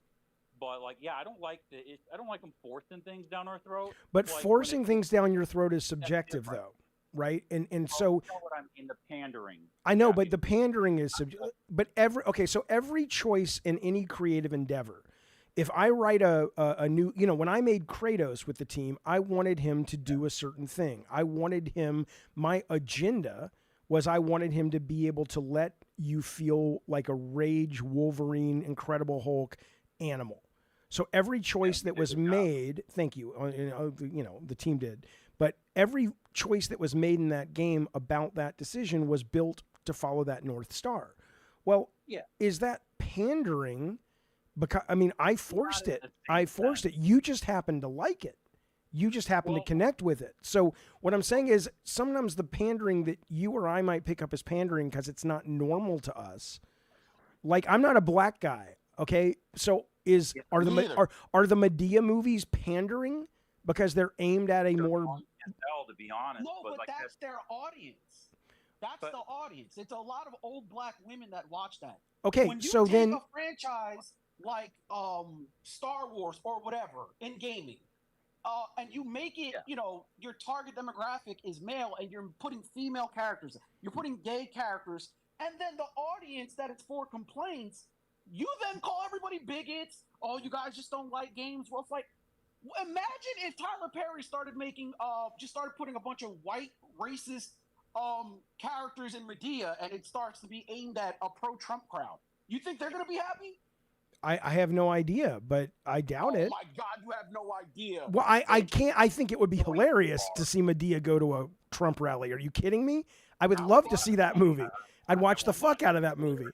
But you would, but not those black aunties. Those black aunties are gonna be like, "What the hell happened to Tyler Perry? He sold out." Okay, fair. But all I'm saying though, agree with me on this, which is, yeah, Mute Mo is right. Agree with me on this though, that the problem with saying something is pandering or being shoved down your throat is that it is subjective and it's based on your life experience. So for some people, what is pandering is normal to someone else. And you have to agree that that's kind of a hard, it's hard to sometimes know. Sometimes they go too far in both directions. That's what I'm getting at. Is sometimes they go too far, Jaffe. It's not that like The Last of Us Part 2 wouldn't be one of my favorite games if I was like, right. anti-woke this or something. Hey, listen, fellas. I'm gonna let the audience decide on this because I love conversations like this. It's not really part of Gabbing and Games. I got to go pick up my dog. If you guys want to do a full-on let's talk video games and culture and woke shit later today, like in an hour when I get home from the vet, I'm happy to do it. I'll let the chat let me know on Discord or in comments if you guys actually want to hear that shit. I like it. I have energy for it. If you guys want to do it, let's do it. But I gotta go get the dog right now. Thank you for having me. Yeah. Steve, his name's Steve or Stevie? Don't even worry about it because when he's off the air, he's talking to you, man. You call me whatever. Just don't call me a fucking asshole. All right. Bye, you guys. Bye, you guys. All right, fellas, there he goes. That was a good chat. Listen, I'm off to get the dog. If people do want to see a conversation about this in more detail, I can do it in about an hour. Let me know. In the meantime, thanks for watching. Thanks for hanging out. Thanks for talking games. I'll be back tomorrow with proper Gabbing and Games. And consider a subscription, a membership, a like, tell your friends, blah, blah, blah, blah, blah, blah, blah. Be well, be safe, and I'll see you guys soon. Bye, you guys.